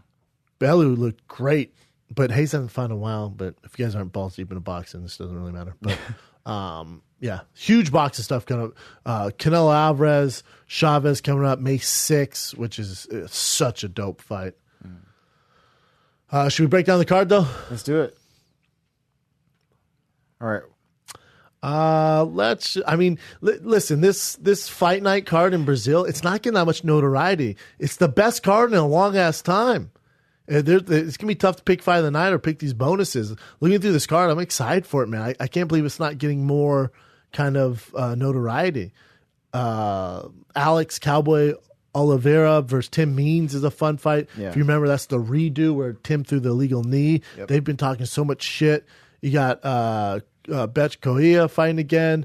Ray Borg, Formiga is a fun one. Edison Barboza, Dariush is probably your fight of the night. Shogun Rua versus Gian Villante. That's a fun one. And then you got Vitor Belfort, Kelvin Gastelum as your main event. This card, and the undercard's not bad at all. I don't know why this doesn't get more notoriety. To be honest, it's sure as fuck better than UFC 208. It's better than UFC 209 on paper as well. These are the fights that are that people sleep on, then they end up missing them, and they're great cards. The fight of the night in this, there's God, I could see Shogun and Gian being a fight of the night just because Shogun has such a fucking granite chin. It's in Brazil, and Gian, them going back and forth. Barboza versus Dariush, I could see as your fight of the night. Borg and Jussier Formega could be your fight of the night. And then again, it's the main card kicks off with Cowboy versus Tim Means. Again, that's fight of the night potential too. So I see a lot of these just fun fights. I wouldn't miss this card. Let's just go through it real quick. Alex Cowboy Oliveira versus Tim Means. They had their hiccup in the last fight, but Cowboy did beat Will Brooks, which was a huge win for him. Something was wrong with Will Brooks, and then before that, he beat your boy James Munastari, and then he lost to the real Cowboy. Before that, he's been on a bit of a tear, man. So again, but I like Tim Means in this fight. I know this, I know Cowboy's from there, but the Dirty Bird is just a nightmare to deal with for people. There's a lot of bad blood in this fight too. I think that's why I think this is your fight of the night. I really do. Sweet. I'll take Tim Means in that fight. Betch Goea versus Marion Renew. Both coming off. They both had their 2-fight skid, and then I think they both got a win. Granted, she got her the split decision over Jessica I. Yeah, I'm right? Yeah, both the 2-fight skid. They both get a win, so now it makes sense they're fighting. God, I like Betch in her, in her native land. I'll take Betch via TKO in her native land, but that's a tough one to call. Borg, Formega. Both these fights, they can go either way, man. Again, if you're betting, good luck. Don't listen to me. Listen to someone who's more balls deep as far as breaking it down to a T. But I would not bet on most of these fights, man. There's only one fight I'd bet on. It's Kelvin Gastelum. Really? Yeah, I just think it's kind of his time. I think, Vitor, Father Time has caught up with him, and he's not listening. And I think for Kelvin, he has momentum right now at 85. It's not a huge weight cut for him anymore, so he's not drained. His skills are showing. But we'll get to that. Yeah. I will take Ray Borg in an upset. I think he's an underdog. I'll take Ray Borg in an upset just due to his wrestling, and he's kind of his back's against the wall a little bit. Yeah, he is an underdog. Barely an underdog. Mm-hmm. Betch is an underdog. Interesting. Then Edson Barboza, Dariush, best fight. Competition-wise, it's the best fight on the card. Mm-hmm.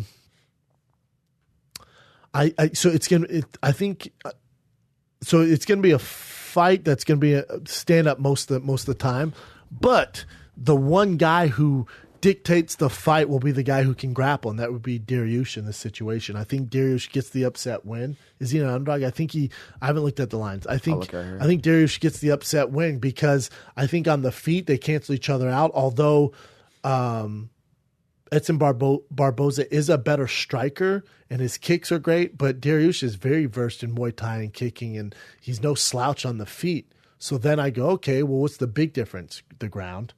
Granted, he's a plus 150, which is crazy to me because Dariush is a master on the ground. Pretty good freaking takedowns. And Edson Barboza can come out firing, but if Dariush can weather that first early round storm, I think Dariush gets his back, gets some takedowns, might not choke him out, but wins in a decision, which the crowd will boo the shit out of him. And then in the co-main event, Shogun versus Gian Villante. Is that how you'd say that? I think he pronounces Jean Villante, but I like the way you say it. Again, Father Time with Shogun. Well, like, when's it going to stop? His chin is still there. I just feel like Guion's he's more athletic.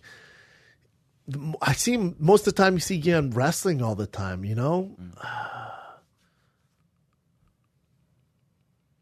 I don't remember the last time. There's a lot of KOs, a lot of TKOs.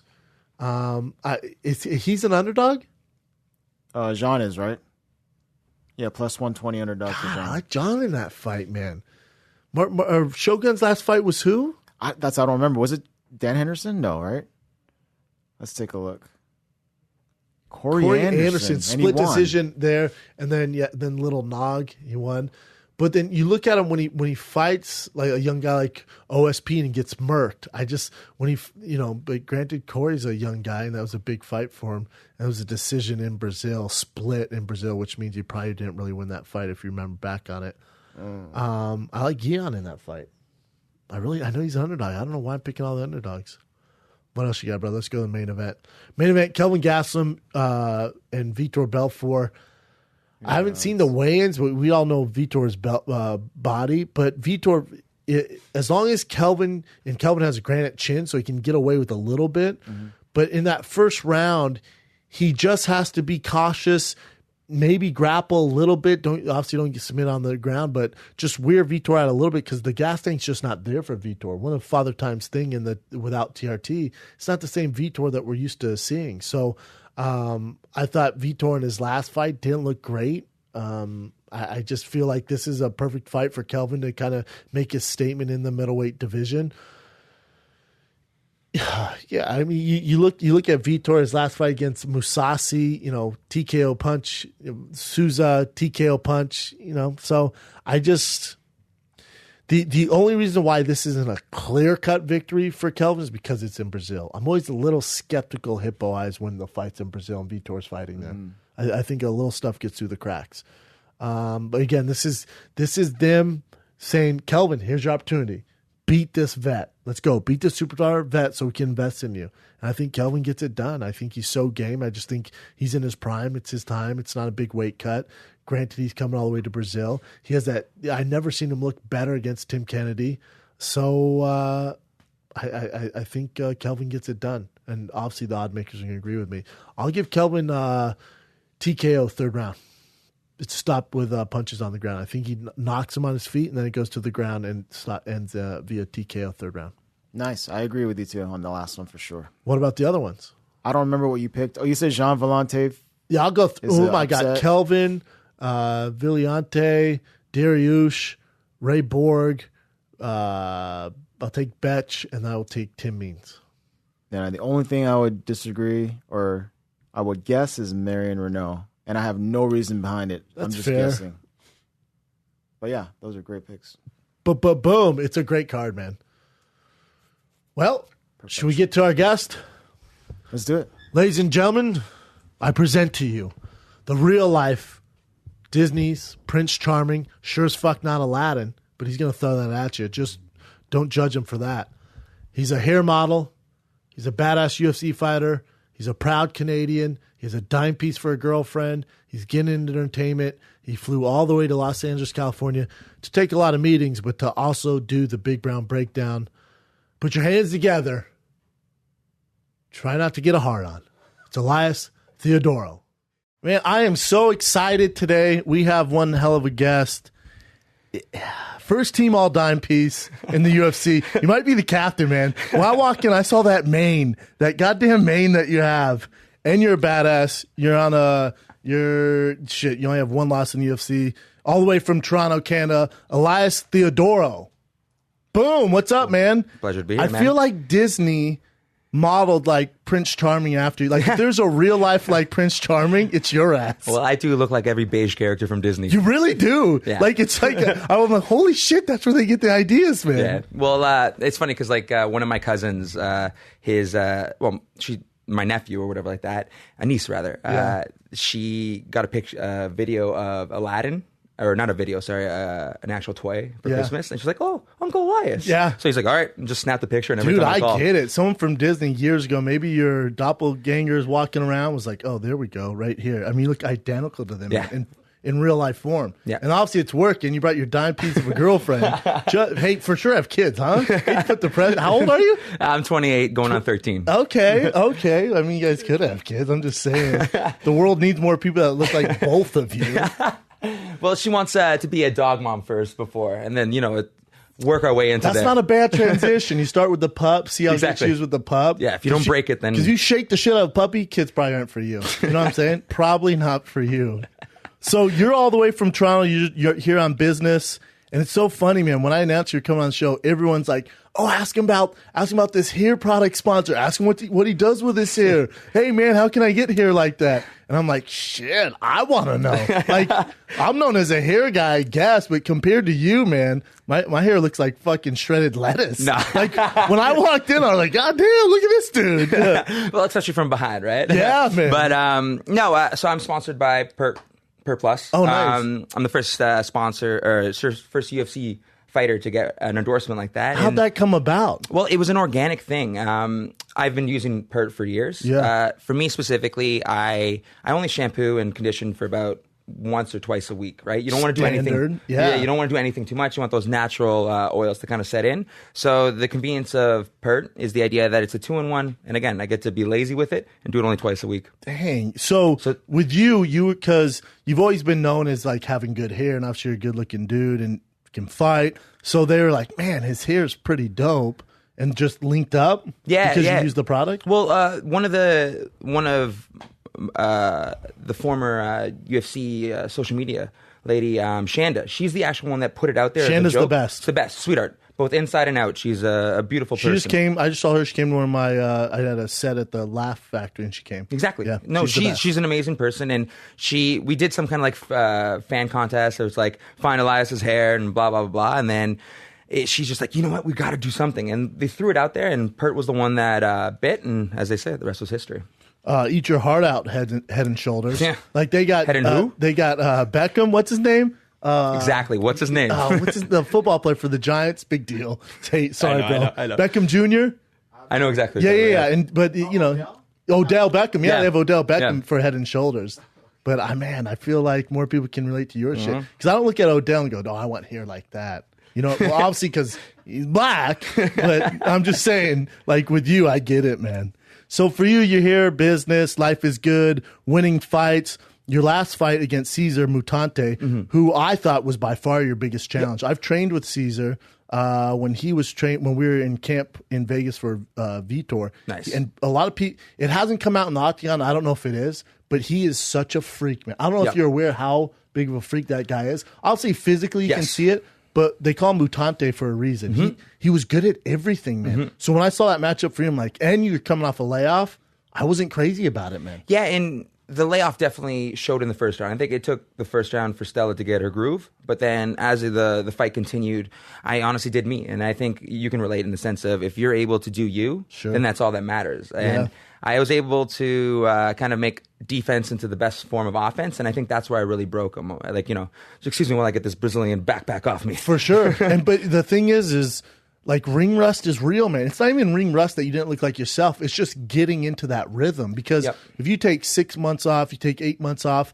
when those lights are on, you're in the octagon, there's going to be a transition period where you're warming up, getting back into that groove, to your point. Yeah, no, it's that smell, it's that touch, it's that the hot tangible lights. thing. Exactly. Yeah, it's the hot bright lights. It's the nerves. Like, I don't care who you are. It's dealing with those nerves and still performing. And the thing that made me not scared for you, but I was like, God damn, that's a tough matchup after a little bit of a laugh. He's so explosive. Like, he's so dangerous. So that first round, granted, you did a great job, but that's where the danger was. Exactly. And we knew that going in. He is most dangerous in the first.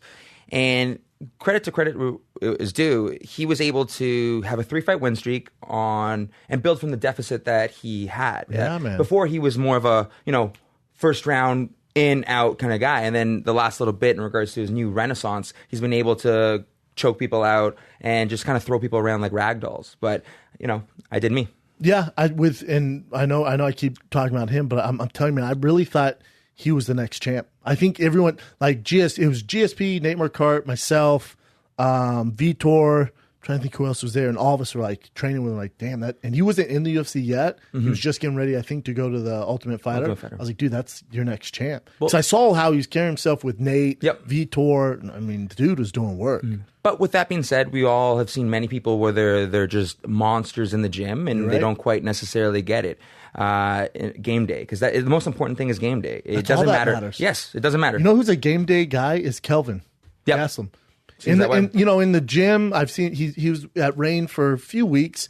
He was good. Don't get me wrong, he has skills, but you don't see him like as a world class, like top 5 guy, like he is, and he's when so those close. lights are on, he's so goddamn game. It's insane. There's so much fight in him, and like that's tangible that you really can't. I don't know how you weigh that. You know what I'm saying? Obviously, you just go by the records and the way they perform. Same thing with the NFL right now, like with the combine. I know you're in Toronto, so I don't know if the NFL. If you got the CFL, but I understand CFL, the reference. Yeah, there you go. With the combine, they always talk about, they go over all the tangibles, the 40, the vertical, all this stuff. And I'm just like, man, but the one thing is, if you invest all these millions of dollars, you can't measure heart, you can't measure gameness. You just can't. It's true. Yeah. It's true. So with you're coming off a win. You did tell people a little bit about what you did in the ring. Who was it? Brian Sand or Joe Rogan who was doing that? Which one? Where you did the fan where you're like, "Hey, I'm going to fly you to Toronto." Yeah, it was Brian Sand. Tattoo on your face. No, it's not going to be. I messed that up a little bit. So what? Basically, dude, it's kind of fucked up. Yeah, it's your job here in the face right there. Who's going to get my face tattooed on their face? I was like, oh, wow. Okay. That's aggressive. That's super aggressive. It's 0 to 60 real quick. Toronto boys don't mess around. No, we don't mess. But he's actually from Albany. So, Albany doesn't mess around. No, that's not. No, he basically was saying, his name's Dean Pascoe. I remember that. I have that tattooed in my mind. Yeah. He said, shout me out and I'll get your face tattooed and along with the hair. This is on social media? Social media, on Twitter. Okay, on Twitter. So then instead of, I know after you win, after you have that moment, that's in front of whoever it is, whether it's Joe, Brian, that's your moment to shine. Either call someone out or do something big. Correct. And I didn't want to do the traditional calling someone out because I do little Easter eggs every single time I fight. I was one of the first people to break the fourth wall by saying "Hi, Mom" before I finish someone. Fourth wall. It's in acting. It's like the fourth Office. wall. Like the Office breaking the fourth wall. I love that. Yeah. Time out. No, I'm kidding. And then when I was one time with Joe, I basically said fear was not a factor in the fight, and just moving forward, I like doing little things. And so you think about it before, for sure. Like these are the things that I like. The Joe thing I've been telling my friends since high school. Like if I ever get there, this is what I'm going to do. Joe's kind of rolled. Exactly. Oh God, I'm like you don't understand. This is like grade 12 me. Like I'm so amazing. This is so amazing. But no, specifically with that, he said you shout me out, we'll do that. And obviously, I don't want him just to come over and do a tattoo. I'm going to give him a full treatment. I've already talked to full treatment. That's I got to explain that. Like, I'm going to give him a real rub down. Starting with the back. We can give him the Toronto rub down. Yeah, I'm going to make sure the girlfriend's away. Yeah, me and the girl. Yeah. But all my sponsors, we're going to fly them out and stuff and show them a real good time. I already have a world-renowned tattoo artist that's going to come in. We have a nightclub that's going to basically make an after party about Sick, it. Man. Yeah, I have the coolest week planned for him. Damn. It's not just going to when's this going down? It's in April. He has to get his passport redone, and he has a little bit of traveling in his own right, but he's a good sport about it. Is he? Yeah, but and again, do you pick the picture or does he pick it? Where I want to do a Steve-O, yeah, where's he gonna get the tattoo? You know what, I'm gonna let him figure it out because it is his body and it is permanent. But I want a back would be awesome, where right there on the chest, over his heart, exactly like that. Think of me every time. I like it, man. Do you feel pressure? Because with this day and age in the UFC, you came in the UFC how long ago? Straight off the Ultimate Fighter, right? 3.5 years ago. 3.5. So you came in a bit of a transition, but now it's more so than ever. You have to have some sort of appeal. You just do. Thank God you're a smart dude and you have looks and you think of this stuff outside the octagon. A lot of guys don't. Do you feel, though, more pressure now to think of that stuff or to do stuff like that? Just because you see matchups and you see fights get made where it's not really about rankings. It's about what's going to sell and who's going to draw the most views and eyeballs. It's true. I would say I'd go one step further and say it's not necessarily a sport. It's sport entertainment now. In the sense that, again, it's not only how good you are, it's how many asses you bring to the seat. And whether it's in the cage or outside projects, and that's where, again, why I'm here in LA to basically pitch a couple of TV shows. I have a movie that's also in the works as well. But with that being said, and I obviously going to use that to leverage, my fight career as well. Because if I make a movie and it makes X amount of money and I own 25% of it, then that's my new price. 100%. But the most important thing is I'd be doing this regardless. I'm 28 going on 13 and I'm having fun. This is my question when you say you have a movie project, you have TV shows going on, you're obviously a hair model, hand model. But the thing is to compete at your weight class, don't you feel like some guys, they're not doing that? You know what I'm saying? Like a lot of guys aren't out in LA pitching these things. They're not on the Big Brown Breakdown. They might be training. I'm not saying you're doing something wrong, but do you sense like that you have to find a happy medium there? You know what I'm saying? Because like with before you answer, with guys like, I see guys like DC, I saw Dominic Cruz, you see Michael Bisping, who are doing movies and they're doing the UFC Tonight and they're doing the analyst work and they're there. Well, I hate to tell you, man, while DC's doing that, I know he stopped doing it now and he has however many weeks of the fight, but while he was doing all that stuff, Anthony Johnson's training. While Dominic Cruz was on the set of UFC Tonight and he's doing the pregame, post-fight shows, all that, Cody Garbrandt was training. So you see these guys start to lose, I think. I agree. I think one's playing devil's advocate. I think that's more of an example of you can't beat Father Time than anything else. I think that's fair. The game kind of evolves, whether you're training every single day, and I think those guys put a lot of hard work into it anyways. I think I'm not a one-track mind individual. No slight to anyone else that just puts their head down and I want to be the world's best. I want to be a champion. Yeah. There's 24 hours in the day, and the way I look at it, in athletics, you got to squeeze the lemon for all it's worth. And if you don't walk away with at least $3 million, you did it wrong. So I'm putting myself in a position where I will make more money outside the cage than in, and I'm winning. My only loss is my first and only bad day at work. Yeah. So you can't really give me shit. No, and it was a decision. Not you specifically. I mean, it was a decision, right? Against someone that was on a 5-fight win streak who knocked dead everyone else. And that was, again, if we're going to talk about the hair, I didn't do the full cornrows and it kind of came out, flustered me. You fucked up. She does not let me forget it every single day. Gotta have the cornrows. Yeah, I feel like when it comes to that stuff, you might be right, Father Time, and you look at like Ronda Rousey, who had all these moves and just gets murked. There has to be a balance because WME obviously like making a matchup like Bisping GSP. Yes, you're like, what? It makes zero sense, man. But we know that's what's going to sell. Yep.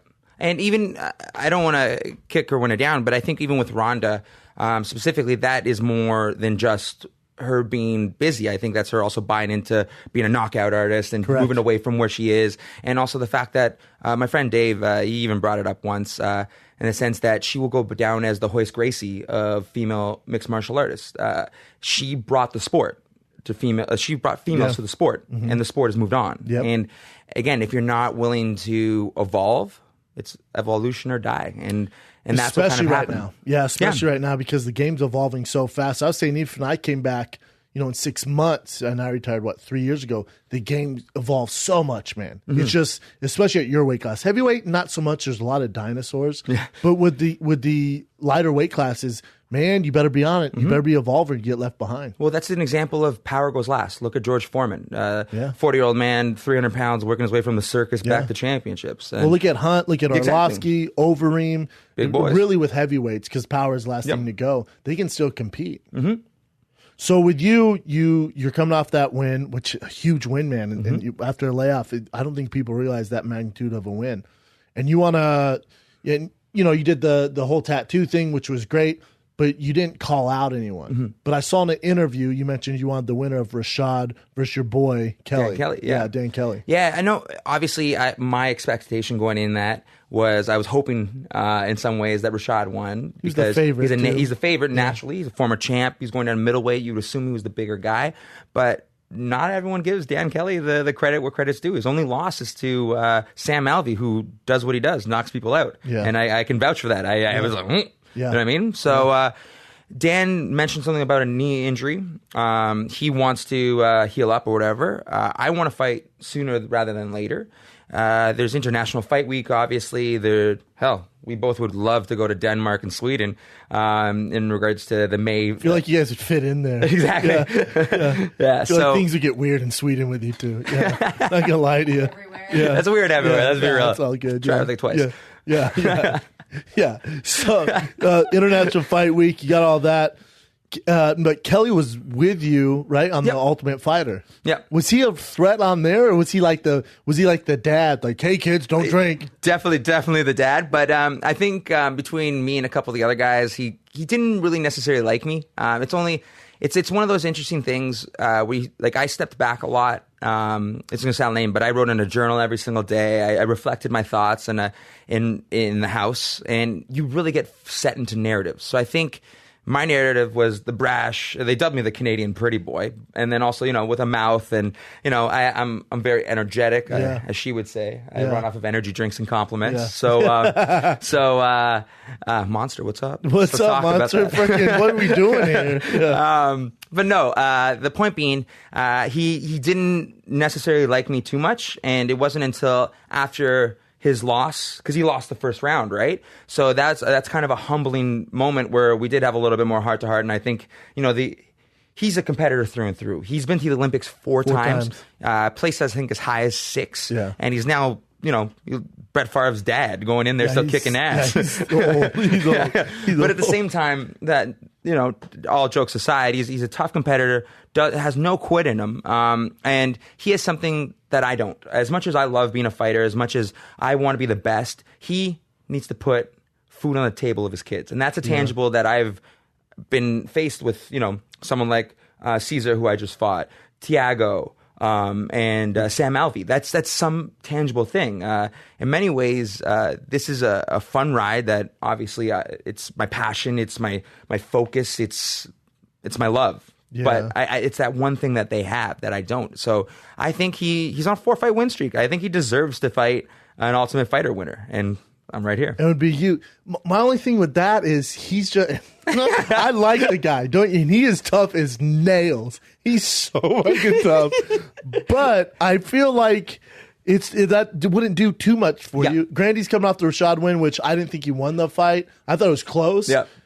But I don't, that's not going to propel your career. No, you know what I'm saying? Like, it's like, okay, so you're the guy to beat up the old man. Congrats, Elias. Heard a senior citizen. Yeah. It's like, what are you going to do, man? Yeah. No, 100%. And even like we were talking beforehand, even with the loss, I think Rashad is still the bigger name. It's one of those things where it's that odd transition with WME, and it's what sells and what creates that narrative. That's what sports are all about. They feed that primal instinct of competition, and people want to choose one team or the other team.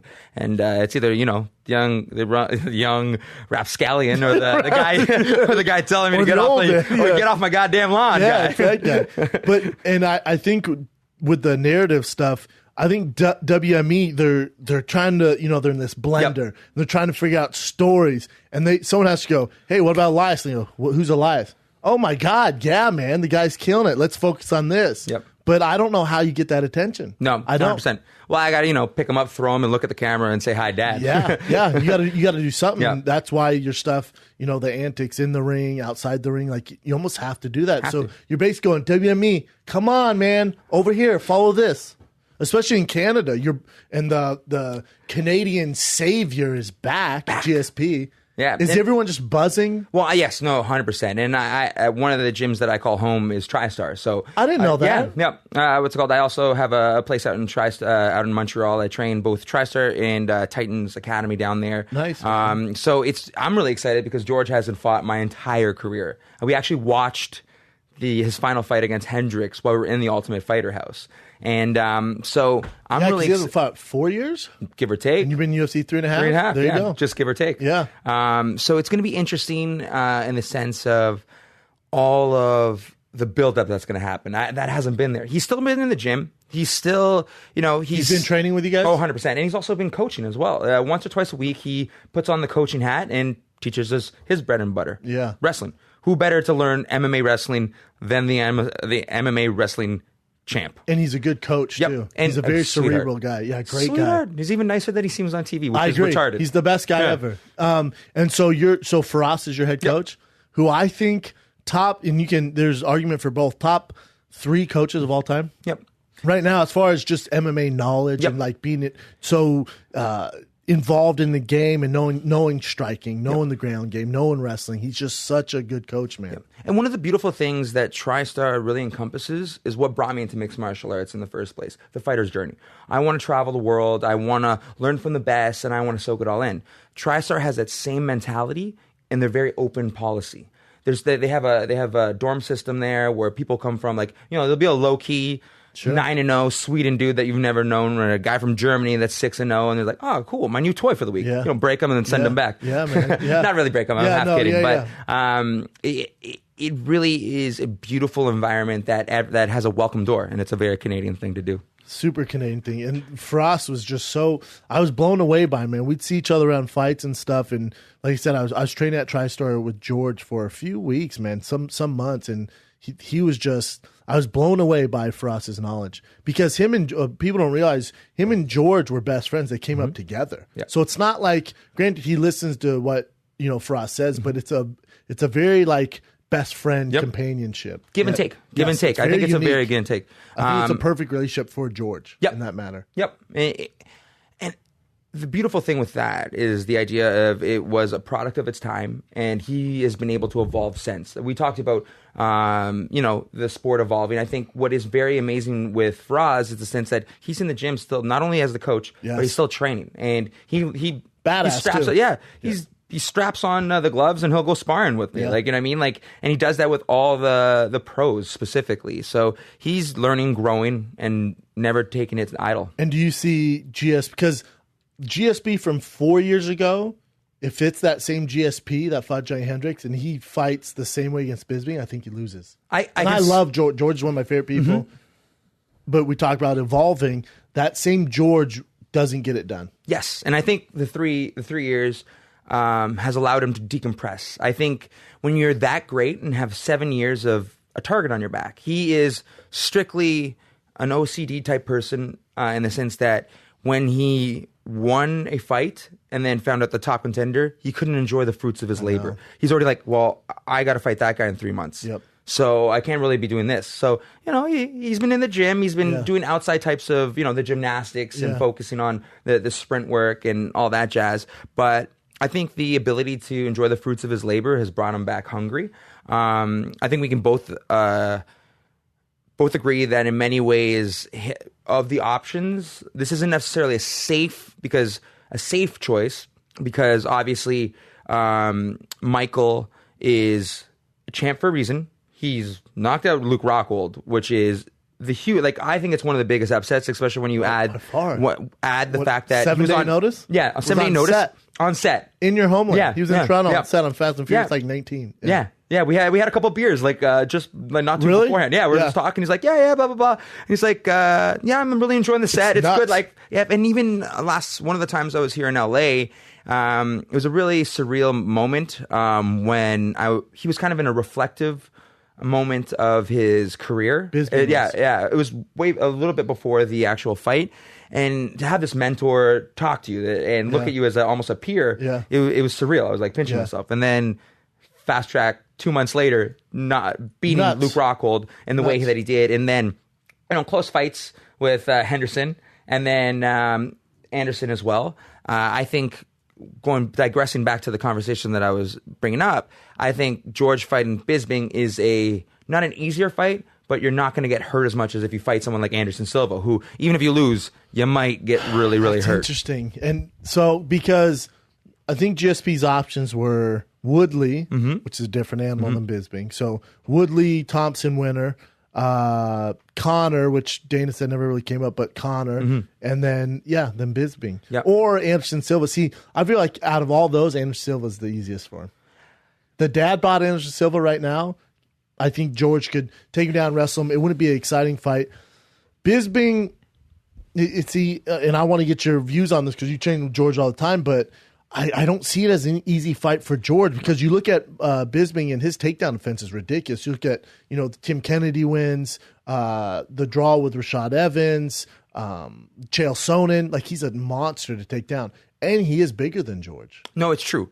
But and I totally agree. And I'm friends with actually both of them. And I'm actually friends with, like I said, Bisping as well. And I'm looking for a great fight, and that's what I how my thought process is. How do you see the fight going, though? I can see, obviously, with Bisping having the mat time, you can't take that away. We were talking about the 7 months that it took for me to get from the Sam Alvey win to the Caesar win.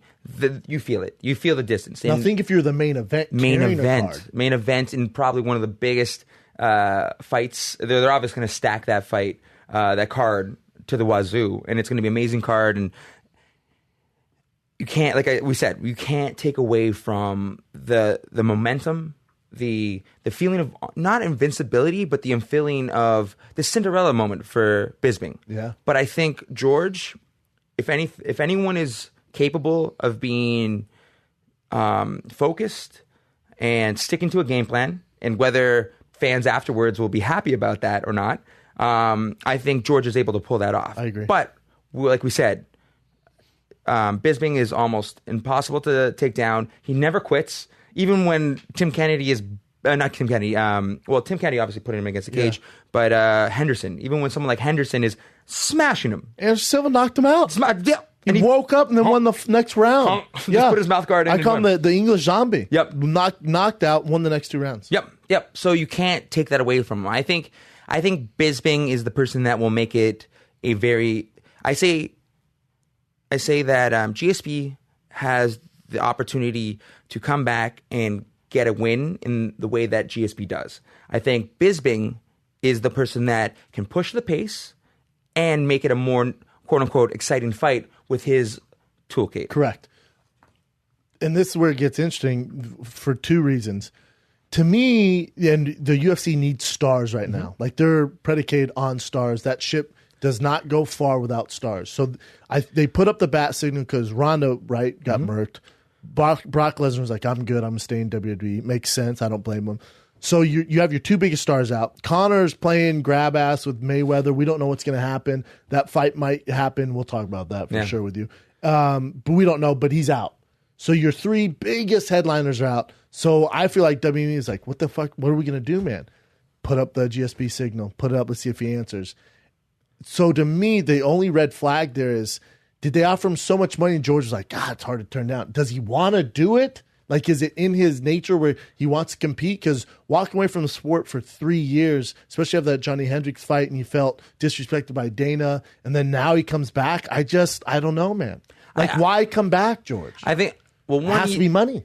I think it's a little bit column A, column B. I think he's still only like 33, 34 years old. So technically, some damage though. Yes. And no one has, especially because he was a champion for so long and all those decisions, no one has taken more hours on work and hits to the head, and he does bruise like a Georgia peach. Yeah. So with that, there is some validity to it, but I think at the same time, everyone's got a price.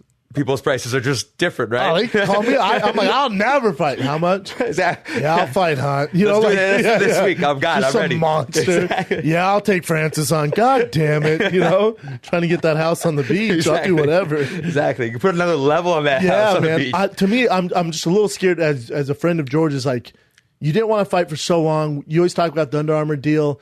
They're so desperate for stars. What did they throw at you? We have the same agent, so I'm going to find out. So they threw what at you to make you go, I'll take that fight. And then to your point where you're like, yeah, I think Michael Bisping's the easiest fight. They, because obviously George had a say on who he fights, so maybe they're thinking the same thing. And let's say he wins. Yeah. Then what? Champion? Hold on, Elias. You're telling me George could compete against a guy like fucking Yoel Romero? Romero? What then? What do we do? Run, George! Fucking run! I am announcing I am going down to welterweight. I thank you for the money. I am out. Yeah, like, what are we gonna do? Yeah, no, it does throw everything kind of up in the air, and it's one of those things where I guess we'll see. That's for better or worse what the UFC in some way has always been. It's reactionary. It's reactionary to these things. You can say that they built Conor, they built Ronda, but that was a reaction of this person coming here. Correct. So I think that's what the product is, and it's multiplied when you add in a talent agent. True, and I will 100% buy the fight. You know, Me too. And I hate on it a little bit, but it's very clearly to me a cash grab. Well, that's all it is. Yes. Because George's been off 4 years. Bisping fought. Let's go through Bisping's fight for his title. He fought, he beat Luke Rockhold in 8 days. Then he fights old Dan Henderson. I love Dan Henderson. But let's get real. Captain America anytime. But he does have that right. I know, and he did land it, and I love that fight. times. But it's just like, and then he's fighting George St. Pierre. Think about what it does think if you're Yoel Romero, Jacare, or Luke Rockhold. You're like, what about us? Yeah, Jacare specifically. Jacare, I feel so horrible. Think about Yoel Romero. Yeah. Yeah. I mean, so it just puts it all on pause. So if you're a purist of the sport and they go, no, we get that, we're going to do George instead. It's like, dude, what do we do, man? Sport entertainment. I told you. You're right. That's what it is. That's never been more true. Yep. And then, okay, so in this wild world we live in mixed martial arts, let's say George beats Bisping, which is a very highly possibility, right? Let's say that happens. Then what do we do? You don't have a champ. George won't fight at 85. He's not fighting Yoel. He's not fighting Jacare. I love George. I think he can do anything. But beat those guys at that level. You know, it's just not for him. Then what do we throw do? in Anderson. Then we You get a super fight with Anderson? If we're going all for in. the 85 yeah, belt? Exactly. If we're going all in. God damn it. If we're going all in. You got dad bod. All right. You might. Yep. And then the other sell. guys are just It will like, sell. the other guys are like, all right, I guess we'll. But I can see UFC going, intern belt for you, intern belt for you. You know, Intern just belts like, for everyone. Yeah, party it up, man. Yeah. One in Rome. Win in a row. Fuck it. Let's see what happens. It's just, and like I said, I love the fight. I'll watch it. It just feels a little bit like a cash grab, and it just shows you that the rankings, they don't mean too much. Well, like you better figure something else out, man. If fucking Expendables 19 asks you to do it, you better do it, because then we can help sell some other shit. If Dancing with the Stars comes up to you, you specifically is like, hey, we need that main on fucking NBC. You're gonna start fucking moonwalking. These hips don't lie. They don't. They don't lie, my friend. Would you do it? 2 years jazz, 3 years tap. Really? Well, you can learn anything on YouTube. Like, damn. Well, there's the sell. Do you have an issue with what Connor's doing at all? No. Like we're talking about, you gotta grab it for all it's worth. Like, it's a finite resource, and if you don't squeeze the lemon for all it's worth, you've done it wrong. And I think he's built himself into position, and that was what the UFC has always feared about, building a star bigger than the actual brand. But pick your poison, right? Exactly. Because they gave him the opportunity to be a 2-belt champ. They gave him this world tour, and then they discipline him when he misses one, right? So it's like you built this two-headed monster, and they're like, God damn it, we can't beat this thing. Champ. Yeah. Champ it up. Never defended any of them. Yeah. May never defend any of them. Might never fight MMA again. Might fight Floyd Mayweather for $100 million. Like, nah, I'm good. I'm pretty all right about this. Yeah, this is a good situation here. And then Dancing with the Stars after it, maybe. Who Well, knows? yeah, he might do his own Dance with the Stars, and he's the judge. Exactly. That's how big that dude is. Yeah. I think he's a pioneer of the sport, because now there is pressure on you guys to do more stuff outside the cage. As a purist, I think it's going to water down the sport, but I think it's going to grow it as far as mainstream. Yep. I 100% agree. If you can... bringing up Ronda as the example of what... And it's been beaten to death, but she got girls to see themselves in her and to see that they can become something like that. Or not even... Again, with my girlfriend, she came to... I think it was in... Texas, when I fought in Dallas, and Joanna Jacek, she was fighting Carla Esparza. She was just like, wow, that's amazing, because she never really saw that before. And I think if you can build more and more stories, whether how niche market they are, you have to. You have to. And that's where something, I think, like, you have the different markets where you can push it, the Brazil fighters in Brazil. You can push the Canadian fighters in Canada. And then all the other stuff. I think it serves its purpose, for better or worse.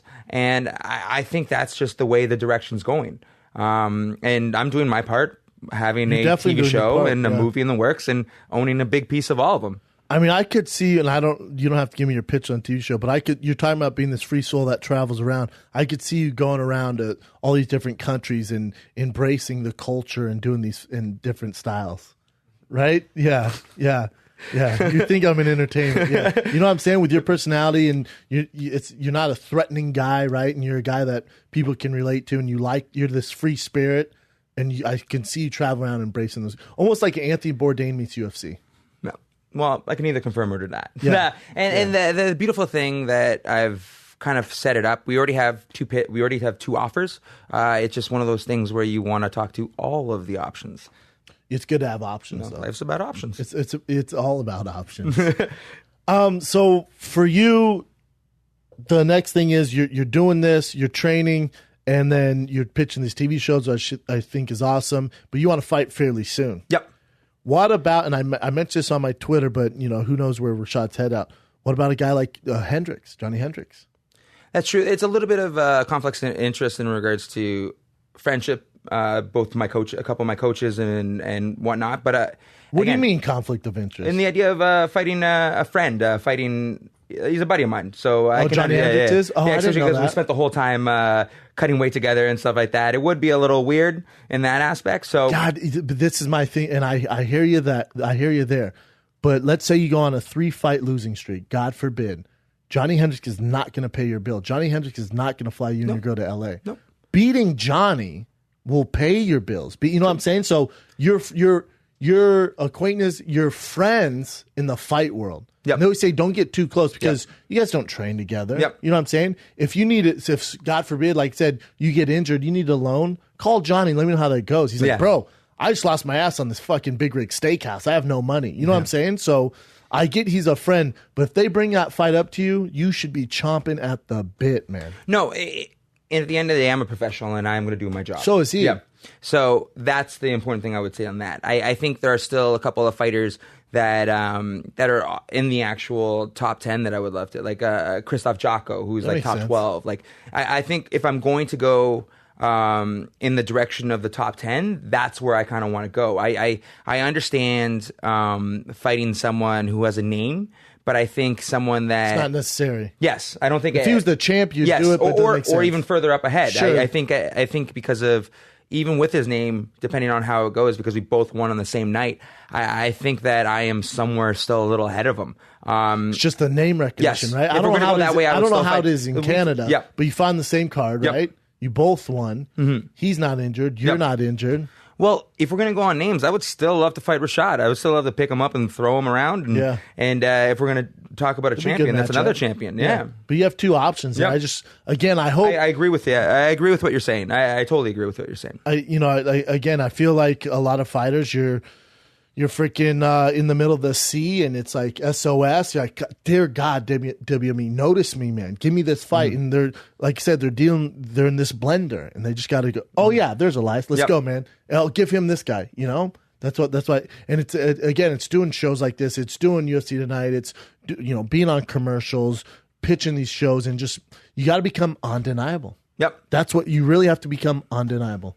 No, you're 100% correct. You got to be a beast on social media. You got to take all opportunities. Get dudes to tattoo their faces of you. It's like whatever you got to do, man. Working on it. Clearly. I'm working on it. Before we get you out of in TriStar, is Roy McDonald still in there? Yep. He's still in there. He took some time to just, not necessarily do sparring for a bit. I think he wanted to heal up both mentally and physically, and he has a new baby that he just had. So I think there was a little bit of focus in that regard beforehand. But now he's back in the gym and in there and ready to kick ass. He has this new opportunity, and I'm so excited for him to hit the ground running. I think Paul Daly is a tough SOB, but I think Rory's shown himself time and time again at shutting people down and doing what he does. Win. He's so brilliant, man. I think him going to Bellator, again, you want this because competition is good for everyone. Whether you're Dana White or you're Scott Coker, you want the competition. So by Rory going there and bringing that Toronto, that Canadian audience is great for Bellator, man, because the more competition, the more value for everybody involved in the game. And I think with Rory, it was so smart for him to take this time off. I think that child was a blessing. Children are always a blessing. But in his situation, remember that Wonder Boy fight? His fight with Robbie Lawler, he said he got punched and it went white. And his nose wasn't ready to come back. So when he fought Wonder Boy, I was like, that's not Rory, man. Granted, I'm not taking anything away from Wonder Boy, but that's not the Rory I know. That's not the Rory we know. So him taking that time off to heal that nose proper and having the baby, I just think it's good things for him, man. Yep. And adding to that, I think there was also the pressure of that being his last fight on his contract. And that fight wasn't a marquee fight for either of them, let's be honest. It was one of those things where, just like we saw this past weekend, when no one wants to pull the trigger, it kind of becomes this dance. Because that's what I think fighting is in many ways, an aggressive dance, and whoever leads wins. Yeah. So Dancing with the Stars, what's up? Dude, dude, let's do it, man. Get your agents on it. A few more before we get it. I know you gotta get going, but do you have a problem like with that main event? Do you watch that and go, God, I see how that happens? Or you're like, come on, boys, let's go, man? Both. Because you know the pressure. Yep. Both. As a fan, you always want to see exciting fights, and you can understand, you can relate to fans that get frustrated. But at the same time, it becomes a stalemate because MMA math doesn't work out for many different reasons, right? So if you have two people that are tentative or hesitant rather, at being the first to go and putting themselves out there in that way, you can understand where that goes. And look at my fight with Sam Alvey, the poor man's version of Machida versus Henderson, where it doesn't really come off, but at the same time, I did outstrike him 250 to 15. But, it's whatever, man. It's whatever. And I did get my whole paycheck, bro. so whatever. Whatever. But no, I think people got to understand that sometimes there's a swing and a miss, and there's so much involved, and there's so much at stake that these things happen. And luckily, you have 10 other fights to choose from that are going to be great fights. And we realized, like your post, it was like, well, we saw the rematch. Let's never do that again, guys. We're good. We're all right. Things can happen. Let's just kind of move on. All right, moving on. Anyways. But and going back to the Wonder Boy Thompson fight, I think because they had this amazing first fight that they put all into it, no one wanted to make the first mistake because they know what a mistake feels like. And I think that is sometimes the issue having an immediate rematch, and where something like Dan Henderson and Bisping, it has this time to percolate. Yeah, this percolate time across, and then you see this great fight that they had, and whew. Because it's natural as a fighter if you go, okay, last time I did this, I was in so much trouble. I'm not going to do that again. And then you get both, and then Wonder Boy's going, last time I jumped in like this, I got taken down. So then you got both guys literally waiting. I said it was like your mom was like, kids, dinner, and you and your brother playing video games, and you leave them there and they just sit there like this. That's all it was. I was like, God damn it, you know? But I've don't get me wrong. I had one boring ass fight in my career. It was against Arlovsky because we knew each other so well, and that was a boring fight, man. But it's like, God, I know what he's capable of. He knows what I was capable of. We've trained together. It's just that shit happens. Like we both want to win, man. But it's sorry. Yeah, like, no one wants to fall into the trap of what.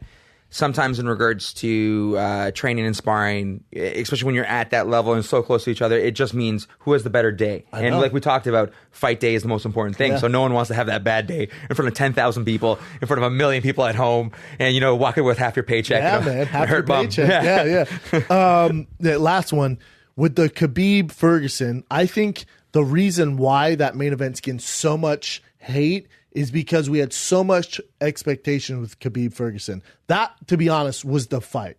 Like, we wanted this rematch. Don't get me wrong; that's great. But the fight, I think it's the best lightweight fight of all time.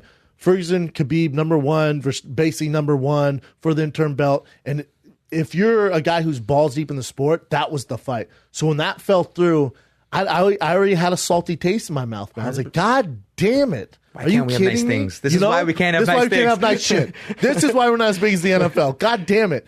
With Khabib missing weight and your guy, what do you walk around at? Because you're not a small dude. 215, 217 pounds. So I cut 32 pounds for a fight. Cut 32 pounds. And Khabib, they said, you know, he doesn't really work with a nutritionist. He came in the week of a little heavy and thought he cut the weight. So when you see a guy miss weight like that, what's the thing? What goes through your mind? Because to me, I'm like, I've cut weight for a grappling match. I cut like 20 pounds. You know, I wasn't passed out or anything like that. But you're a guy who cuts a lot of weight. So do you feel sympathy for the guy, or are you like, come on, bro? Because if you listen to a lot of guys like Dominic Cruz, a lot of guys cut weight, they go, it's just unprofessional what he's doing. 100%. Unprofessional? 100% unprofessional. Even when you put out the fan question and all that jazz, and they talked about, if you ever miss weight, would you cut your hair? No, because I make weight. I'm a goddamn professional. Yeah. And especially when you know, he was throwing out the idea that I'll give you the $200,000 in regards to Tony Ferguson.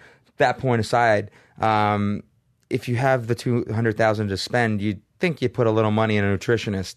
Where, like, you know what I mean? Like, you have everything else. Level. You're wrestling bears. Like, you're doing this. You bring in Kodiak bears. Exactly. Can you get a nutritionist? Yes. Splurge. Yeah, splurge a little bit. Get a nutritionist so you make the fucking fight. Yes, and another... and what those professionals do, and I'm really lucky because you're the accumulation of those you surround yourself with. And I'm really lucky to have really great sponsors all through, from the hair... all the way down to the meal delivery system and a nutritionist. And I have another professional who tells me what to do, because the higher you get is the more responsibility in some ways you got to remove. And unfortunately, sometimes the girlfriend has to hold the laundry duties and all that jazz. She signed up for it. Signed up for it. She'll smack you for that. Yeah. But the point being, I think it's just unprofessional, and your body is rejecting the platform that you like. We all say that, and I'm always in the idea that I'm never necessarily too nervous for a fight. Obviously, the butterflies that we talk about, sure. Because you're going to get in a cage and all the other aspect that comes with it. But if you put the work in, you never have to worry about the stuff you did in some regards. It's a test, and if you study for it, you'll pass, most likely. Variables aside. But if you're going to put all that hard work, why wouldn't you have someone to help you with the hard work? And I think he fucked it up, and I'm a huge Khabib fan, and I think it, especially because of the history of them. So many times, it's going to happen, it's not going to happen, it's going to happen, not going to happen. And especially because his fans / trolls are so hard at people in regards to, hashtag Khabib time. Hashtag Khabib time. Nah, bitch, there's no Khabib time. He had his chance. Yeah. Hashtag Khabib lose weight. Hashtag Khabib make weight. How about we start that trend? Yeah, exactly. But, and nothing to him, he's the one that has to deal with that, and he's going to have to learn from it. And whether it's a loss in a fight or a loss of a fight, I think you have to learn from it. Hopefully he gets a nutrition, and hopefully I just, at my level, I'm not at his level in any way, shape, or form. At my level, I have all the right tools ahead of me, and most people putting do, myself. Though. Yeah, most people do. It's not like you're like.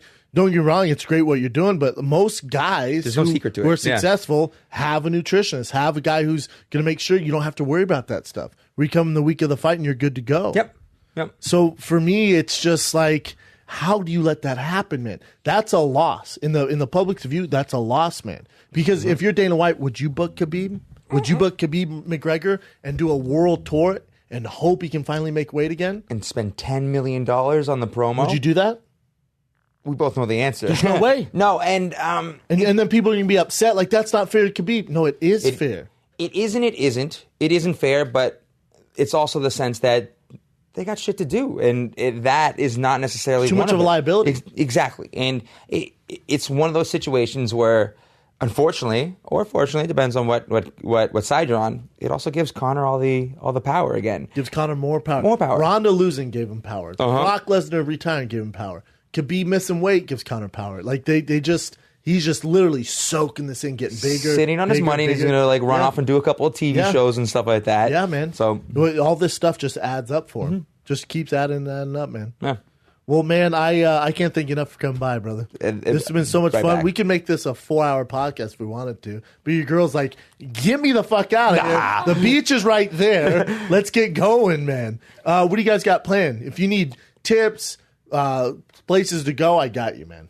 I appreciate it. Well, we'll talk about that after. But I want to thank you specifically in the sense that you are, in many ways, someone that I've always looked up to, and your ability to take the platform that you had in regards to the UFC and now turn it into what you're doing. Thanks, brother. In many ways, you are the person I look up to. Oh, thanks, brother. Thanks, man. Next thing you know, I'm going to be growing my hair out. I'm on the face of Head and Shoulders. We become enemies. Exactly. Just model enemies.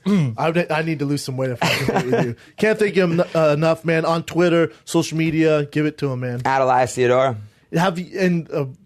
Again, there's so much to talk about, but your nickname, the Spartan, right? Mm-hmm. But before, was there something else? No, it was always the Spartan, but I've gotten a couple of nicknames here and there. I'm sure. I'm sure there's a ton. You're going to get a ton from our fans. So yeah. Can't thank you enough, man. You're the best, brother. Right back at you.